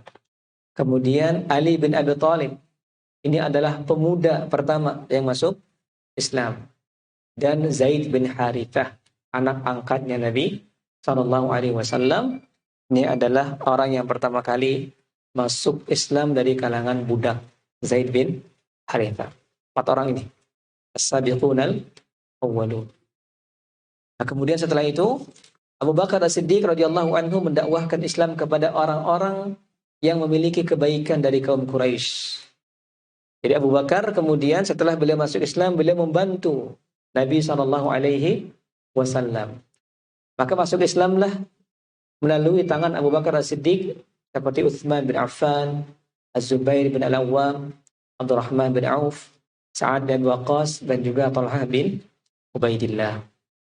Setelah itu, semakin bertambahlah orang-orang yang memeluk Islam, baik dari kalangan Quraisy ataupun selainnya. Seperti Abdullah bin Mas'ud. Abdullah bin Mas'ud bukan orang Quraisy. Abdurrahman bukan orang Quraisy. Kemudian juga Suhaib bin Sinan Ar-Rumi dan juga keluarga Yasir, Ammar bin Yasir. Kemudian Sumayyah, ibunya Ammar, dan Yasir, ayahnya Ammar. Itu bukan orang Quraisy, tapi mereka masuk Islam. Jumlah kaum muslimin pada saat itu diperkirakan sekitar 130 orang. Tapi pada saat itu sudah mulai banyak, sekitar 130 orang pada saat itu. Maka kemudian dakwah jahriyah. Setelah 3 tahun lamanya, maka akhirnya Nabi SAW mulai berdakwah secara terang-terangan. Tepatnya setelah turun surat Asy-Syu'ara ayat 214. Allah mengatakan wa anzir 'ashiratakal aqrabin. Dan berikanlah peringatan kepada kerabat-kerabatmu yang dekat. Maka beliau mengumpulkan sanak saudara terdekatnya dari Bani Hashim. Hasilnya di antara mereka ada yang menentangnya seperti Abu Lahab dan ada juga yang melindunginya walau tak memeluk Islam seperti Abu Lahab. Jadi setelah 3 tahun Nabi berdakwah secara sembunyi-sembunyi di Mekah, turunlah surat Asy-Syu'ara ini. Wa anzir 'ashiratakal aqrabin. Berikanlah peringatan kepada orang-orang terdekatmu. Maka Nabi kumpulkan pertama kali keluarga besarnya. Belum orang-orang Quraisy, tapi keluarga besarnya dulu, Bani Hashim. Dikumpulkan oleh Nabi SAW dan Nabi dakwahkan. Maka hasilnya, di tengah perkumpulan keluarga besar itu, ada orang yang menolak. Seperti Abu Lahab tadi. Abu Lahab. Abdul Uzza. Dia menolak. Dia menentang Nabi SAW. Dan berbeda dengan Abu Thalib. Abu Thalib walaupun dia tidak memeluk Islam, tapi dia mengatakan, saya akan melindungimu wahai Muhammad. Silakan kamu dan apa yang kamu diperintahkan dengannya, saya akan melindungimu. Tapi saya belum masuk Islam. Itu Abu Thalib. Jadi bedanya Abu Thalib dengan Abu Lahab. Jadi ada yang menentang dengan keras, ada yang melindungi walaupun tidak masuk Islam. Seperti Abu Thalib. Ini masih dalam keluarga besar. Nah baru kemudian setelah itu, Nabi SAW naik ke Bukit Safa. Jadi setelah perkumpulan keluarga besar Bani Hashim, Nabi kemudian keluar menuju Bukit Safa. Baru Nabi kumpulkan semua orang Quraisy. Nabi kumpulkan semua orang Quraisy. Jadi beliau naik ke Bukit Safa untuk mendakwakan Islam lebih luas lagi ke tengah-tengah kaum Quraisy. Dan lagi-lagi beliau dihardik oleh Abu Lahab. Sehingga turunlah surat Al-Lahab ayat yang pertama. Jadi setelah perkumpulan keluarga Bani Hashim, Nabi keluar, naik ke Bukit Safa. Dikumpulkan semua orang Quraisy. Dan didakwahkan oleh Nabi SAW tentang Islam. Dan lagi-lagi pada saat itu, pada awal mulanya orang-orang Quraisy masih shock mungkin. Jadi belum melawan pada saat itu. Pada awal mulanya ketika Nabi di Bukit Safa mengingatkan orang-orang Quraisy belum ada perlawanan. Kecuali Abu Lahab. Abu Lahab dari awal sudah melawan Nabi Muhammad SAW. Ketika mendengar itu, maka Abu Lahab mengatakan kalimat apa? Tabban laka sa'iral yawm alihada jama'tana. Ini kalimat yang pada akhirnya Allah turunkan surat Al-Lahab. Jadi setelah Nabi mendakwakan orang-orang Quraisy, maka Abu Lahab mengatakan tabban laka. Celaka engkau wahai Muhammad. Sa'iral yaum, selamat. Itu kata siapa? Kata Abu Lahab. Tabban laka sa'iral yaum, alihada jama'tana. Celaka engkau wahai Muhammad sepanjang masa. Apakah engkau mengumpulkan kami hanya untuk mendengarkan ini saja? Maka kalimat dia itu dibalikkan oleh Allah Subhanahu wa taala. Allah mengatakan tabbat yada Abi Lahab wa tabb. Celakalah kedua tangan Abu Lahab dan celakalah. Karena perkataan dia sendiri. Dia mendoakan Nabi celaka, justru Allah katakan dia celaka.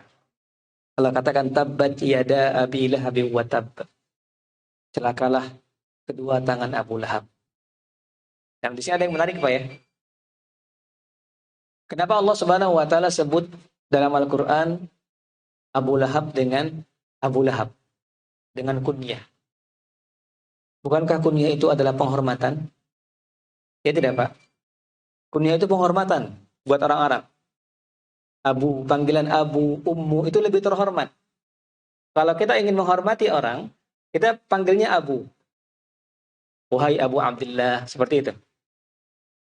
Dan di sini kenapa Allah Subhanahu wa taala memanggil dengan abu? Kenapa Allah menghormati Abu Lahab? Kenapa kira-kira, Pak? Ya kan, Pak? Allah katakan tabbat yada Abi Lahab, ya kan? Kenapa Allah memanggil Abu Lahab dengan kunyah sebagai penghormatan atau bagaimana, Pak? Ada yang punya jawaban mungkin, Pak?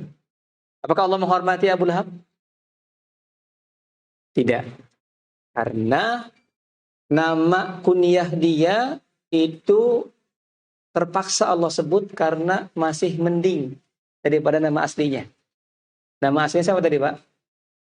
Abdul Uzza. Hambanya Uzza. Mending mana, Pak? Lebih jelek mana, Pak? Abdul Uzza? Apakah hamba ada hamba Uzza? Ada nggak, Pak, hamba Uzza? Tahu Uzza tidak, Pak? Uzza, siapa Uzza itu, Pak? Berhala. Nama dia adalah hambanya berhala. Jadi itu adalah kesyirikan. Allah nggak mau menyebut nama itu, saking buruknya nama itu. Jadi kadang ada orang kafir yang memang Allah panggil dengan kunyah bukan untuk penghormatan. Tapi karena nama asli dia itu adalah nama yang sangat syirik. Abdul Uzza namanya. Jadi hambanya Uzza. Makanya Allah mengatakan Abu Lahab.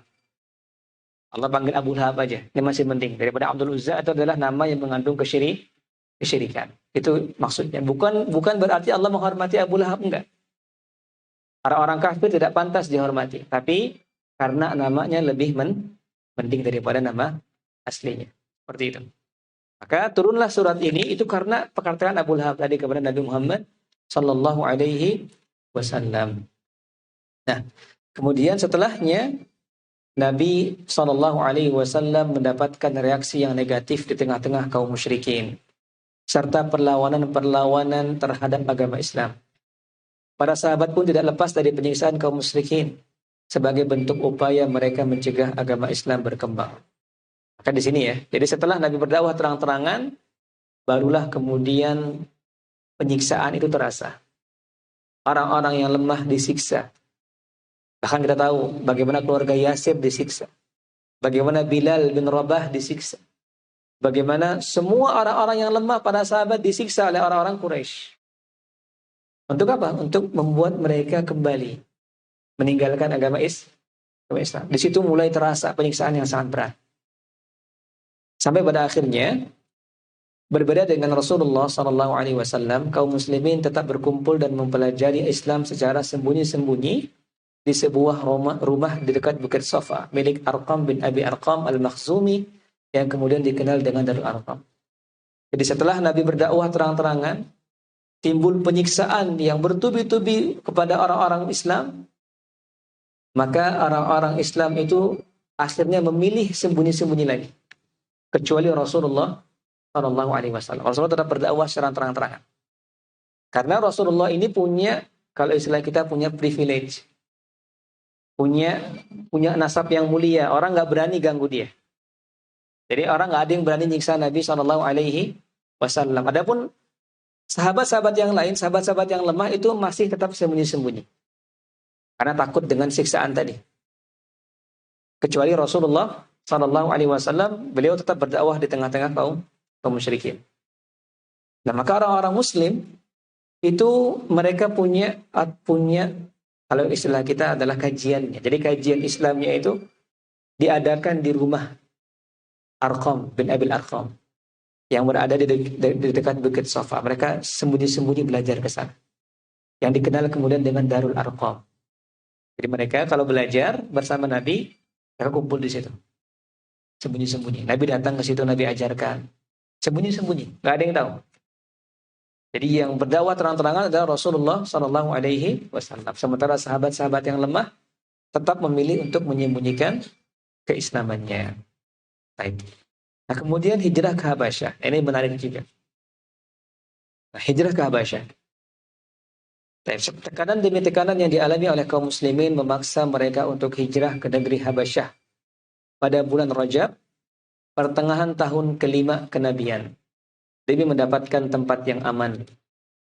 Rombongan pertama yang hijrah pada saat itu berjumlah 12 orang laki-laki dan 4 orang wanita, dipimpin oleh Utsman bin Affan dan istrinya Ruqayyah binti Rasulullah sallallahu alaihi wasallam. Pada bulan Syawal, mereka kembali ke Mekah karena mendengar kabar angin bahwa kaum Quraisy telah memeluk Islam. Setelah mereka mengetahui kebenaran kabar tersebut, sebagian mereka ada yang kembali lagi ke Habasyah. Rombongan kedua diberangkatkan dengan jumlah yang lebih banyak, yaitu 83 orang laki dan 19 orang wanita. Kaum Quraisy mencoba melakukan tipu daya pada Raja Habasyah. Mereka mengutus Amr bin Aus dan Abdullah bin Rabi'ah sebelum mereka memeluk Islam dengan membawa aneka hadiah namun gagal. Nah, ini hijrah ke Habasyah. Jadi sebelum kaum muslimin hijrah ke Madinah, kita semua barangkali tahu Pak, ya, bahwa para sahabat sempat hijrah ke Habasyah. Dan hijrah ke Habasyah ini ada dua kali. Yang pertama, itu di bulan Rajab, di tahun kelima kenabian. Di mana yang berangkat adalah sekitar 16 orang, 12 laki-laki, 4 perempuan. Itu berangkat ke Habasyah untuk mencari tempat yang lebih aman. Nah, menariknya Pak, ketika mereka di Habasyah, sebagian kaum muslimin ini mendengar kabar bahwa orang-orang Quraisy telah masuk Islam. Kenapa kira-kira Pak? Jadi mereka mendengar kabar bahwa orang-orang Quraisy telah masuk Islam. Sehingga mereka kembali ke Mekah.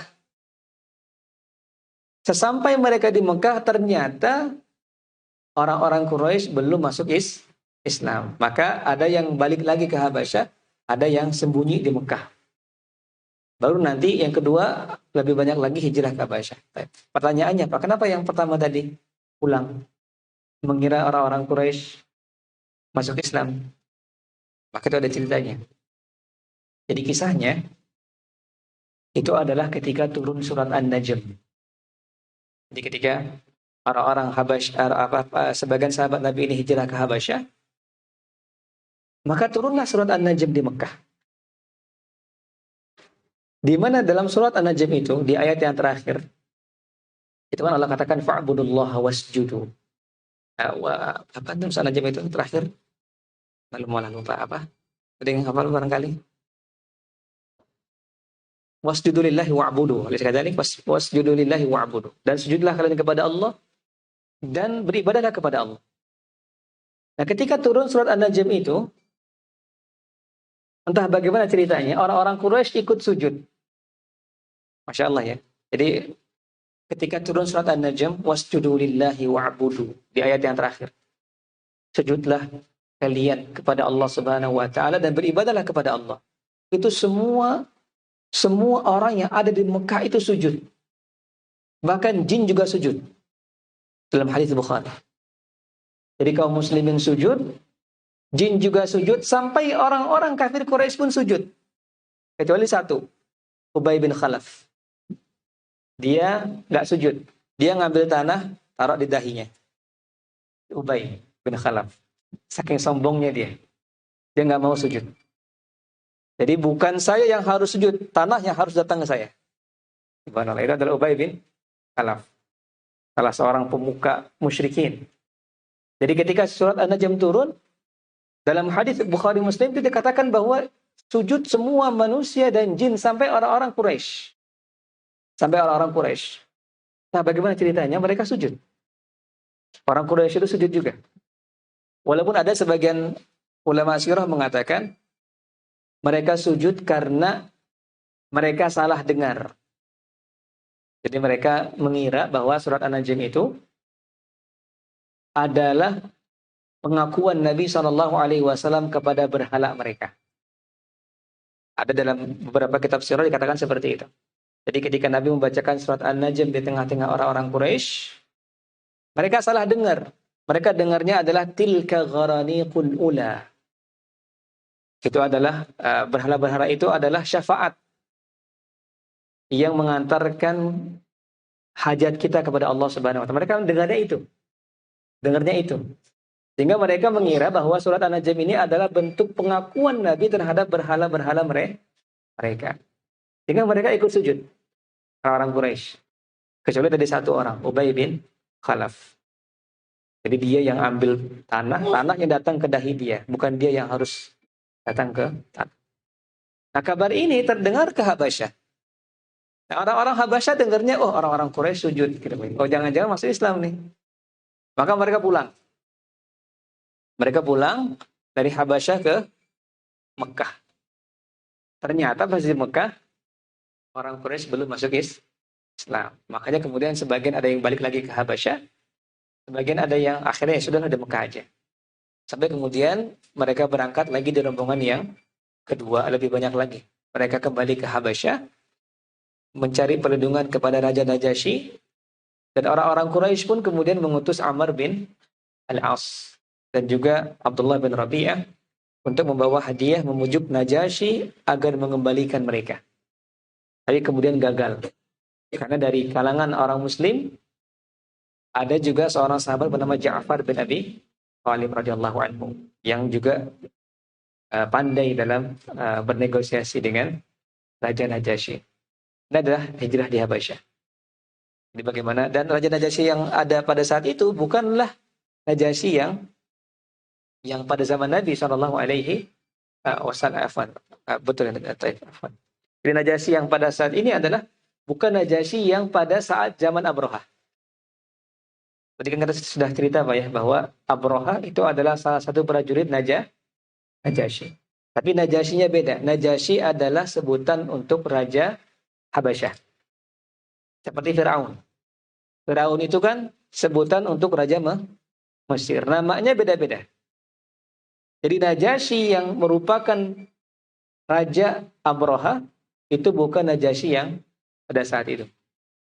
Bukan Najasyi yang pada saat ini menerima para sahabat. Adapun Najasyi yang masuk Islam adalah Najasyi yang bernama Ashamah. Nama aslinya adalah Ashamah. Nama asli Raja Najasyi pada zaman Nabi Sallallahu Alaihi Wasallam. Nah, kemudian kita masuk pada judul berikutnya, perkembangan dakwah Nabi Sallallahu Alaihi Wasallam. Maka setelah tekanan silih berganti yang menimpa Rasulullah Sallallahu Alaihi Wasallam dan kaum muslimin, datanglah kabar gembira bagi kaum muslimin, sekaligus menggemparkan kaum musyrikin, yaitu dengan masuk Islamnya Hamzah bin Abdul Muttalib pada tahun ke-6 kenabian dan disusul oleh Umar bin Khattab 3 hari setelah Islamnya Hamzah. Setelah itu semakin banyaklah orang-orang yang masuk Islam, membuat kaum musyrikin kalang kabut. Pada tahun ke-7 kenabian, kaum Quraisy sepakat untuk memboikot Bani Hashim dan Bani Muttalib dan bertahan selama 3 tahun lamanya sampai kemudian dibatalkan. Jadi setelah itu pada tahun ke-6, nah itu adalah tahun yang menggembirakan. Masuk Islam Hamzah bin Abdul Muttalib disusul oleh Umar bin Khattab radhiyallahu anhu. Orang yang kuat dua-duanya. Kemudian juga pada tahun itu juga Nabi SAW atau lebih tepatnya Bani Hashim dan Bani Muttalib itu diboikot. Diboikot oleh orang-orang Quraisy. Mereka tidak berjual beli dengan mereka. Mereka tidak menikahkan anaknya dengan Bani Hashim, Bani Muttalib. Diboikot secara total. Artinya diputus semua hubungan Bani Hashim dengan Bani Muttalib. Maka ini menarik juga Pak ya, bahwa kejadian itu kemudian tidak pernah dilupakan oleh Nabi SAW pada kejadian boikot ini. Jadi ketika Nabi Bani Hashim, Nabi adalah Bani Hashim. Ketika Nabi Bani Hashim dan juga Bani Muttalib diboikot, orang-orang Quraisy tidak mau berjual beli atau menikahkan anaknya dengan Bani Hashim, Bani Muttalib, itu Nabi tidak pernah lupa dengan kejadian ini. Nabi ingat betul dengan solidaritas Bani Muttalib. Nabi kan Bani Hashim, Nabi Bani Hashim. Nabi ingat betul kepada solidaritas Bani Muttalib, bagaimana mereka ingin susah dengan Bani Hashim. Karena Bani Muttalib ini, kenapa dia ikut diboikot? Karena dia tidak mau memboikot Bani Hashim. Dan Quraisy itu ada 4 yang terkenal Pak ya. Bani Hashim, Bani Muttalib, Bani Naufal, dan Bani Abdisyams. Ada 4. Jadi ada 4 anaknya, Abdul Manaf. Jadi Abdul Manaf punya 4 anak. Hashim, kemudian Muttalib, kemudian Naufal, Abdul Syams. 4 orang anaknya. Kemudian baru anak-anaknya ada lagi banyak. Nah di Mekah itu ada 4 suku yang besar, yaitu Bani Hashim, Bani Muttalib, Bani Abdul Syams, dan Bani Naufal. Nah ketika orang-orang Quraisy memboikot Bani Hashim karena Nabi Muhammad SAW, itu Bani Naufal dan Bani Abdul Syams ikut-ikutan. Padahal kan mestinya mereka saudara. Satu paman, satu kakek kan. Mereka ikut-ikutan. Kecuali Bani Muttalib. Bani Muttalib ini nggak mau. Ketika orang-orang Quraisy memboikot Bani Hashim, yang mana Bani Hashim adalah satu keluarga dengan kami akan ikut susah dengan mereka. Bani Muttalib. Sehingga makanya Nabi selalu ingat dengan Bani Muttalib ini. Nabi selalu berbuat baik kepada orang-orang dari Bani Muttalib. Karena beliau ingat sekali. Ingat sekali bagaimana solidnya Bani Muttalib melindungi Bani Hashim ketika diboikot oleh orang-orang Quraisy. Dan ini juga diantara kemudian sedikit kita keluar dari Bani Muttalib itulah kemudian lahir nanti Al-Imam Asy-Syafi'i. Ya, Al-Imam Asy-Syafi'i rahimahullah itu dari keturunan Bani Muttalib. Beliau Quraisy. Al-Imam Asy-Syafi'i rahimahullah ta'ala. Jadi 2 ini, Bani Hashim dan Bani Muttalib ini adalah 2 suku yang sangat solid. Mereka saling tolong-menolong. Susah senang mereka hadapi bersama. Dan Nabi ingat terus itu. Nabi tidak pernah lupa dengan Bani Muttalib. Maka mereka diboikot kurang lebih sekitar 3 tahun. Sampai akhirnya digagalkan karena perjanjiannya surat perjanjian pemboikotan telah dimakan oleh rakyat. Maka selesailah boikot tersebut. Kemudian tahun kesedihan. Ini dikenal dengan Amul Huzn. Yaitu tahun ke-10 kenabian, merupakan tahun kesedihan bagi Nabi SAW. Bagaimana tidak, pamannya Abu Thalib yang selama ini melindunginya wafat. Disusul oleh istri beliau Khadijah, yang juga wafat 2 bulan setelahnya. Kesedihan semakin bertambah, di mana pada saat tekanan Quraisy semakin parah, ia mencoba hijrah ke Taif, yang pada akhirnya penduduknya pun menolaknya. Nah, ini tahun kesedihan di tahun ke-10. Jadi Abu Thalib wafat, pamannya yang selama ini melindunginya, istrinya pun wafat kemudian setelahnya, yang selama ini menghiburnya. Bayangkan kira-kira perasaan itu, Pak ya. Bagaimana beliau sedih sekali harus memikul beban ini sendirian. Sedih sekali Nabi SAW pada saat itu. Makanya dikenal dengan Amul Huzn, tahun kesedihan. Jadi pamannya yang tempat perlindungan dia sudah tidak ada, istrinya tempat menghiburnya pun sudah tidak ada. Sedihlah beliau. Sampai beliau pergi ke Taif. Untuk apa? Untuk mencari barangkali diterima di sana. Tapi ternyata tidak. Kita semua tahu bagaimana Nabi justru dilempari oleh batu oleh penduduk Taif. Maka kesedihan Nabi SAW semakin bertambah di tahun ke-10 itu. Maka setelah itu, kehidupan Nabi setelah itu adalah pada Syawal tahun ke-10 penabian, beliau menikah dengan Saudah binti Zam'ah. Jadi istri Nabi yang pertama setelah Khadijah adalah Saudah. Dia dinikahi pada tahun ke-10, tahun wafatnya Khadijah. Maka beliau menikah di bulan Syawal dengan Saudah binti Zam'ah. Begitu juga pada tahun itu beliau mulai mendakwahkan Islam kepada setiap suku selain Quraisy yang datang ke Mekah. Tidak terkecuali orang-orang dari Madinah yang akan menjadi cikal bakal hijrahnya Nabi SAW ke sana. Jadi Nabi juga akhirnya dakwahnya bukan hanya kepada orang Quraisy, tapi kepada orang yang datang ke Mekah. Siapapun dia, Nabi tawarkan Islam. Termasuk orang-orang dari Madinah. Nabi dakwahkan. Pada tahun ke-11 Hijriyah, ada 6 orang Madinah yang memeluk Islam. Mereka adalah As'ad bin Zurarah, Auf bin Harith, Rafi' bin Malik, Qutbah bin Amir, Uqbah bin Amir, dan Jabir bin Abdullah. Lalu pada bulan Syawal tahun ke-11 kenabian, Nabi pun menikahi Aisyah binti Abi Bakar radhiyallahu anha. Jadi Aisyah adalah istri kedua setelah Nabi menikah dengan Saudah, sepeninggal Khadijah radhiyallahu anha. Maka kemudian terjadilah peristiwa Isra Mi'raj. Hiburan, sebagai hiburan untuk Nabi Shallallahu Alaihi Wasallam. Karena Nabi sebelumnya sedih, ditinggal pamannya, ditinggal istrinya, maka ada hiburan dari Allah, yaitu Isra dan Mi'raj. Para ulama sepakat bahwa Isra Mi'raj Nabi SAW terjadi sebelum beliau hijrah ke Madinah. Namun mereka tidak sepakat kapan waktu tepatnya peristiwa itu. Nah, perhatikan, jadi kapan Isra Mi'raj Nabi ini para ulama berselisih pendapat. Ada yang mengatakan di bulan Ramadan, ada yang mengatakan di bulan Rajab, ada yang mengatakan Rajabnya pun berbeda-beda tanggalnya berapa. Itu sama dengan kelahiran Nabi tadi. Para ulama tidak sepakat kapan waktu pastinya. Namun para ulama sepakat Isra Mi'raj terjadi sebelum hijrah. Kemudian Nabi SAW diisrakan, diperjalankan dengan jasadnya dari Masjidil Haram ke Baitul Maqdis dengan menggunakan buraq, yaitu hewan yang lebih tinggi daripada keledai, lebih pendek daripada kuda. Ditemani oleh malaikat Jibril alaihissalam, kemudian di sana beliau singgah dan menjadi imam sholat bagi para nabi di Baitul Maqdis. Kemudian dengan buraqnya pula beliau mi'raj, naik dari Baitul Maqdis ke langit demi langit, di mana beliau juga bertemu dengan para nabi di setiap langit yang dilalui. Mulai dari Adam alaihissalam di langit pertama hingga Ibrahim alaihissalam di langit ketujuh. Ya tidak, Pak. Isra Mi'raj Nabi itu bertemu dengan nabi-nabi di langit. Ya tidak, Pak. Nabi siapa aja, Pak?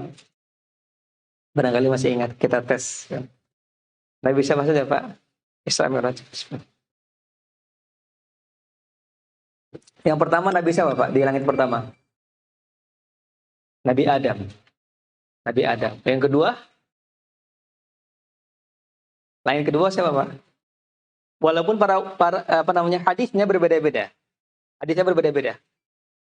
Tapi kebanyakan para ulama mengatakan yang kedua itu adalah Yahya. Ya, Yahya dan Isa. Di langit yang kedua. Kemudian yang ketiga siapa, Pak? Yang ketiga siapa? Apa, Pak? Yusuf. Yang ketiga Yusuf. Bertemu dengan Yusuf. Yang keempat ketemu dengan Idris. Yang kelima apa? Harun. Yang keenam Musa, yang ketujuh Ibrahim. Yang keenam Musa, yang ketujuh adalah Ibrahim. Jadi yang keenam Musa, yang ketujuh Ibrahim. Walaupun ada riwayat lain mengatakan Musa di 7 kandidat. Tapi yang jelas di setiap langit Nabi bertemu dengan nabi-nabi ini, mengucapkan salam ya kepada nabi ini. Sampai kemudian Nabi bertemu dengan Allah Subhanahu wa taala, diwajibkanlah kemudian salat 50 kali dalam sehari. Sampai kemudian Nabi Musa menyarankan untuk minta keringanan. Sampai kemudian 5 kali sehari dalam sehari. Nah, kemudian terakhir, poin yang terakhir, pulang dari Isra Mi'raj, kaum musyrikin tetap mengingkari Nabi SAW. Bahkan sebagian kaum muslimin ada yang mulai meragukan Nabi, kecuali Abu Bakar As-Siddiq yang tetap percaya pada Nabi SAW. Nah, kemudian barulah Bai'atul Aqabah. Ada 2, Bai'atul Aqabah pertama dengan Bai'atul Aqabah kedua. Di mana Bai'atul Aqabah ini adalah bai'at sumpah setia orang-orang Madinah. Ini yang menjadi cikal bakal Nabi hijrah ke Madinah. Jadi ketika Nabi sudah mulai berdakwah kepada orang-orang Madinah yang datang ke Mekah, maka di Madinah itu sudah mulai banyak orang Islam. Sampai di Bai'at Aqabah yang pertama, itu ada orang dari Madinah berangkat haji ke Mekah, bertemu dengan Nabi SAW. Sumpah setia melindungi Nabi SAW. Pada Bai'atul Aqabah yang pertama, Nabi kemudian menitip satu orang sahabat yang bernama Mus'ab bin Umair untuk ikut ke Madinah berdakwah. Maka Mus'ab bin Umair ikut dengan orang Madinah kembali ke Madinah, dia dakwah di sana, semakin menyebar lagi Islam di Madinah. Baru pada Bai'atul Aqabah yang kedua, banyak orang-orang Madinah yang datang ke Mekah untuk melaksanakan haji. Mereka berkumpul sekitar 70-an orang bersama Nabi SAW, sumpah setia akan melindungi Nabi SAW. Ini cikal bakal kenapa kemudian Nabi hijrah ke ke Madinah karena di Madinah sudah banyak orang Islam yang sumpah setia kepada beliau di Bai'atul Aqabah, baik yang pertama ataupun yang kedua. Demikian singkat cerita dari sirah Nabi Shallallahu Alaihi Wasallam dari lahir sampai dengan sebelum Nabi hijrah ke Madinah. Dan apa kira-kira yang bisa kita ambil pelajaran di sini, Pak? Apa poin yang bisa kita ambil dari kehidupan Nabi ini, Pak? Kita ambil 5, tapi dari Bapak-bapak sekalian. Yang pertama apa, Pak? Poinnya, Pak? Faedah yang pertama.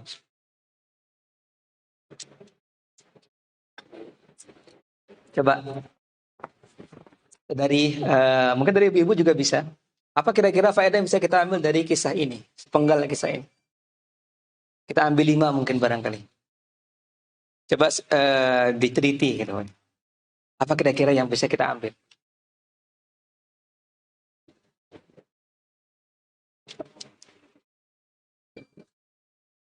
Mungkin dari para santri mungkin. Apa yang bisa diambil dari kisah ini? Apa pelajaran yang bisa kita ambil?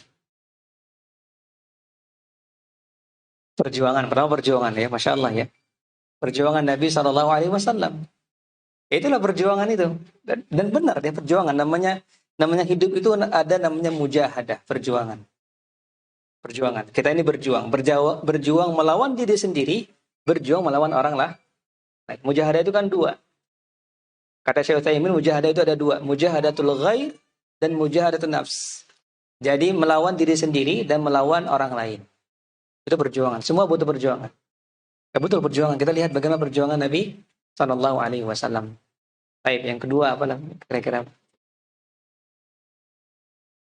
Apa? Ibu-ibu barangkali? Apa? Sabar. Ya betul, sabar. Bagaimana Nabi sabar? Ya sabar dalam menghadapi ini semua. Apakah Nabi tidak sedih? Nabi sedih. Nabi sedih. Sebagai seorang manusia beliau sedih. Tapi beliau sabar. Beliau sabar. Maka kita bisa mengambil pelajaran dari sabarnya Nabi Sallallahu Alaihi Wasallam dalam berjuang, apalagi dalam berdakwah. Makanya kemudian dalam berdakwah itu ada namanya sabar. Ya. Dan orang yang tidak merugi adalah orang-orang yang saling berwasiat tentang kesabaran. Karena butuh kesabaran kita. Itu yang kedua. Yang ketiga. Apa yang ketiga? Apa? Apa? Kejujuran. Kenapa kejujuran?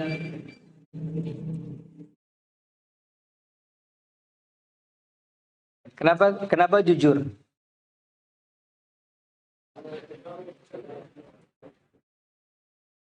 Tapi pentingnya kejujuran betul. Jadi pentingnya kejujuran juga pelajaran bisa kita ambil. Bagaimana Nabi itu adalah orang yang jujur. Orang yang punya akhlak yang mulia. Jujur beliau. Sehingga kemudian orang percaya dengan dia. Itu ada pelajaran yang ketiga juga. Yang keempat kemudian. Apa? Apa? Baik. Itu sabar artinya ya. Harus yakin bahwa setiap kesulitan pasti ada kemudahan. Betul? Atau sabar? Betul? Ada lagi mungkin Pak? Apa? Dakwah tauhid. Dakwah tauhid. Ini juga yang paling penting. Bagaimana Nabi Shallallahu Alaihi Wasallam itu mendakwahkan tauhid. Ini yang paling penting. Yang pertama kali ketika Nabi diutus, bayangkan di sini belum ada sholat awal-awal, ya kan? Sholat itu baru disyariatkan ketika Isra Mi'raj di tahun ke-11 Hijriyah, ke-11 kenabian. Jadi dari awal kenabian sampai Isra Mi'raj itu belum ada sholat. Ya, jadi adalah tentang kesabaran. Jadi Nabi hanya mensucikan, mengesahkan Allah Subhanahu wa taala. Baru kemudian ada sholat. Baru nanti pas di Madinah baru ada zakat, ada puasa, itu nanti di Madinah. Tapi yang pertama adalah tauhid. Bagaimana orang meninggalkan kesyirikan. Berikutnya yang terakhir. Yang kelima, apa barangkali? Baik. Barangkali mungkin nggak terpikir kalau santri ya, istri yang solehah. Bagaimana Khadijah radhiyallahu anha. Maka cari istri yang solehah. Yang menghibur. Ya ketika ada kesedihan. Begitu juga suami yang soleh. Bagaimana Rasulullah Shallallahu Alaihi Wasallam. Kita lihat bagaimana Nabi dan Khadijah. Itu adalah pelajaran yang penting juga. Juga pentingnya akhlak. Pentingnya akhlak. Bahwa akhlak yang mulia ini adalah nilai lebih dari seseorang. Jadi orang itu tidak melihat kepada ketampanan dan kecantikan. Kita lihat tadi Pak ya, Abu Lahab itu ganteng Pak. Abu Lahab. Ummu Jamil, istrinya itu cantik. Tapi ketika akhlaknya buruk, dia kufur kepada Allah Subhanahu wa taala, apakah ketampanan dan kecantikannya berguna? Enggak.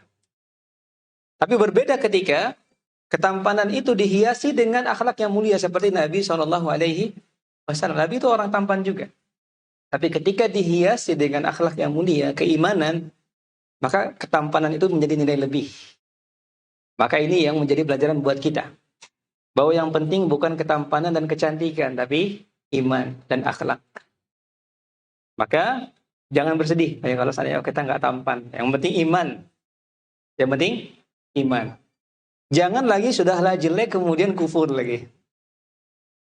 Maka ini adalah keburukan berlipat ganda. Maka ini adalah poin yang sangat bagus. Bahwa bagaimana orang itu tidak dinilai dari fisiknya, enggak. Tapi dinilai dari hati dan amalnya. Ada juga poin penting yang bisa kita ambil. Dan demikian barangkali Pak ya, karena sudah jam 3. InsyaAllah kita akan lanjutkan pada pertemuan berikutnya. Fase yang kedua. Di mana fase ini adalah fase yang lebih, walaupun singkat, 10 tahun Nabi di Madinah. Tapi ini adalah fase yang penuh dengan perjuangan. Di mana Nabi akan menghadapi peperangan-peperangan dengan orang-orang kafir. Adapun di fase Mekah belum ada peperangan. Nabi belum diperintahkan berjihad oleh Allah Subhanahu wa taala. Maka insyaallah taala kita akan lanjutkan pada pertemuan berikutnya insyaallah taala dari Nabi hijrah ke Madinah hingga wafatnya Nabi sallallahu alaihi wasallam. Demikian, jika ada pertanyaan silakan ditanyakan. Ada pertanyaan tidak, Pak? Silakan, Pak.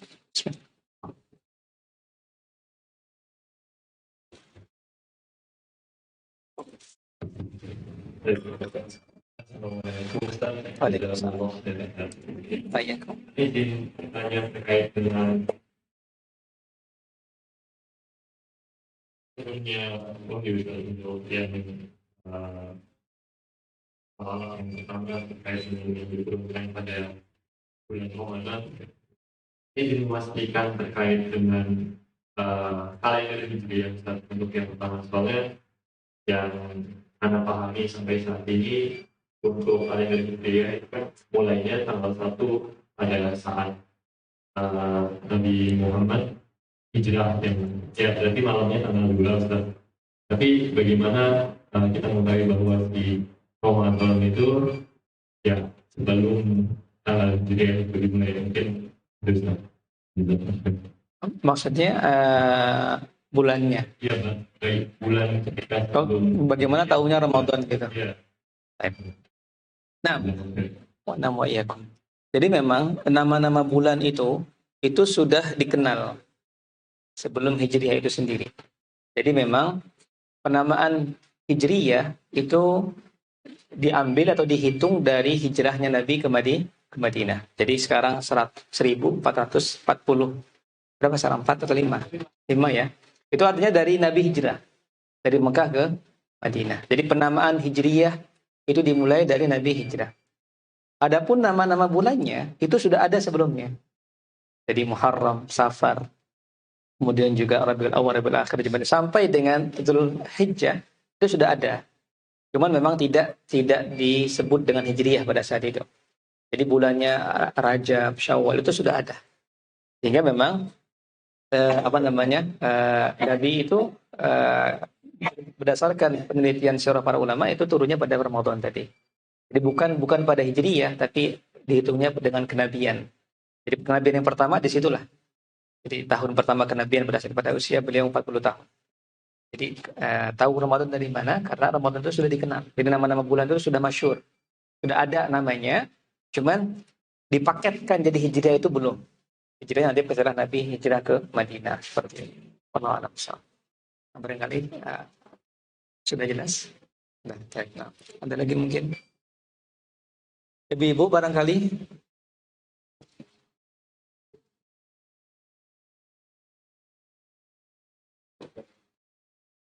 Ibu-ibu ada?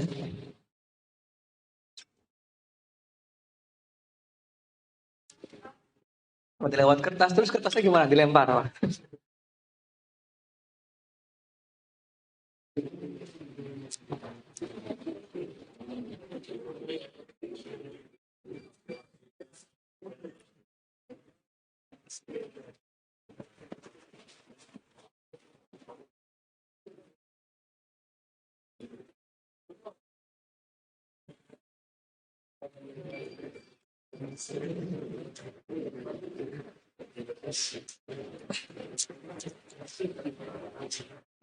Ya, sembari menunggu barangkali dari Ikhwan, silakan jika ada pertanyaan.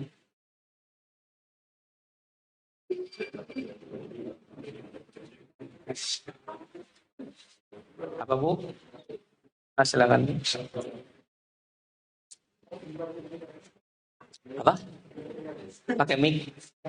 Silakan Bu.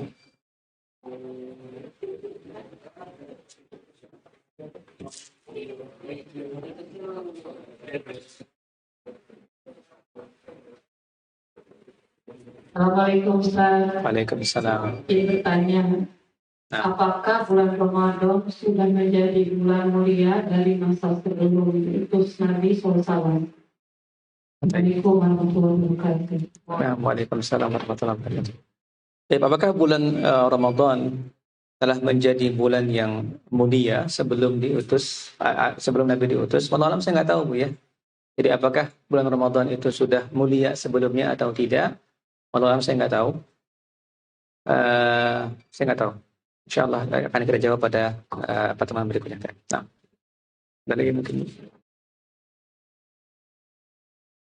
Nah, silakan dari bapak-bapak. Silakan. Pertanyaan tentang berbagai istimewa. Apa? Istimewa. Ketika Nabi melakukan Isra Mi'raj, apakah Nabi hanya sebatas rohani doang atau jismani yang dikasih? Baik, nah. Apakah Nabi itu Isra Mi'raj dengan badannya atau dengan ruhnya? Para ulama itu memang ada yang mengatakan dengan ruhnya, ada yang mengatakan dengan jasadnya. Namun yang rajih, yang lebih kuat adalah beliau dengan jasadnya, jasad dan ruh. Jadi beliau betul-betul badan dan ruhnya itu berjalan dari Mekah ke Baitul Maqdis, kemudian naik ke langit yang ketujuh. Apa dalil akan hal itu? Apa dalil yang menunjukkan bahwa Nabi itu Isra Mi'raj dengan badannya? Dalilnya adalah penolakan orang Quraisy setelah itu. Kalau Nabi cuma bilang mimpi, pasti orang Quraisy tidak mempermasalahkan, tidak menolak itu. Karena ya bisa aja kalau mimpi mah semua orang bisa kalau mimpi. Kan gitu. Tapi di sini orang-orang Quraisy menolak itu. Bahkan mengatakan kepada Nabi, coba kamu sebutkan bagaimana Baitul Maqdis itu. Bagaimana ciri-ciri Baitul Maqdis. Jadi memang orang-orang Quraisy itu tahu bahwa Nabi itu mengaku badannya yang dijalankan pada saat itu. Hanya dalam waktu satu malam, Nabi dari Mekah ke Baitul Maqdis, kemudian ke langit ketujuh, terus balik lagi. Dan diingkari oleh orang Quraisy. Dan sebagian kaum muslimin juga mulai ragu akan hal itu. Itu menunjukkan bahwa yang pergi adalah jasadnya, bukan ruhnya. Karena kalau ruhnya, semua orang juga bisa. Kita di sini tidur bisa sampai keliling dunia bisa. Seperti itu. Jadi adalah badannya. Wallahu a'lam bishawab. Nah, ada lagi mungkin? Baik, pertanyaan terakhir berarti dari saya pertanyaan. Siapa yang hafal nasab Nabi tadi?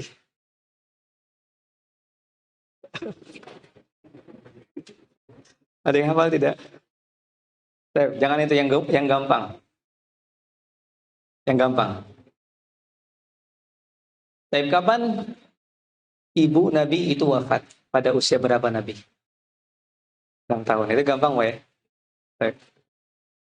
Nah, Baitul Aqabah. Apa yang dimaksud dengan Aqabah? Nah, yang terakhir. Apa itu Aqabah? Ada yang tahu tidak, Pak? Biasanya yang haji itu sudah tahu Aqabah itu. Aqabah itu di mana, Pak? Di mana? Nah, kalau begitu, jadi Aqabah itu adalah sebuah, kalau sekarang dikenal dengan Jumratul Aqabah. Jadi jamrah yang terakhir, itu Jamrah Aqabah. Itu ada pohon Aqabah namanya dulu. Kalau sekarang udah nggak ada. Jadi memang itu disebut dengan Aqabah. Mereka kumpul di situ dulu. Di daerah Mina itu. Makanya disebut dengan Aqabah. Tapi demikian mungkin barangkali. Dan barangkali PR-nya tadi Pak nasab itu harus dihafalkan. Itu PR. Kalau bisa, tapi kalau enggak usah. Jadi adalah nasab Nabi SAW itu sangat bagus juga untuk dihafalkan. Karena juga nama-nama asli tadi, nama-nama asli kakek-kakek Nabi, itu juga patut kita ketahui. Bisa juga tadi ditulis catatan dari tulisan ini. Tapi demikian, subhanakallahumma wa bihamdika asyhadu an la ilaha illa anta astaghfiruka wa atubu ilaik. Assalamualaikum warahmatullahi wabarakatuh.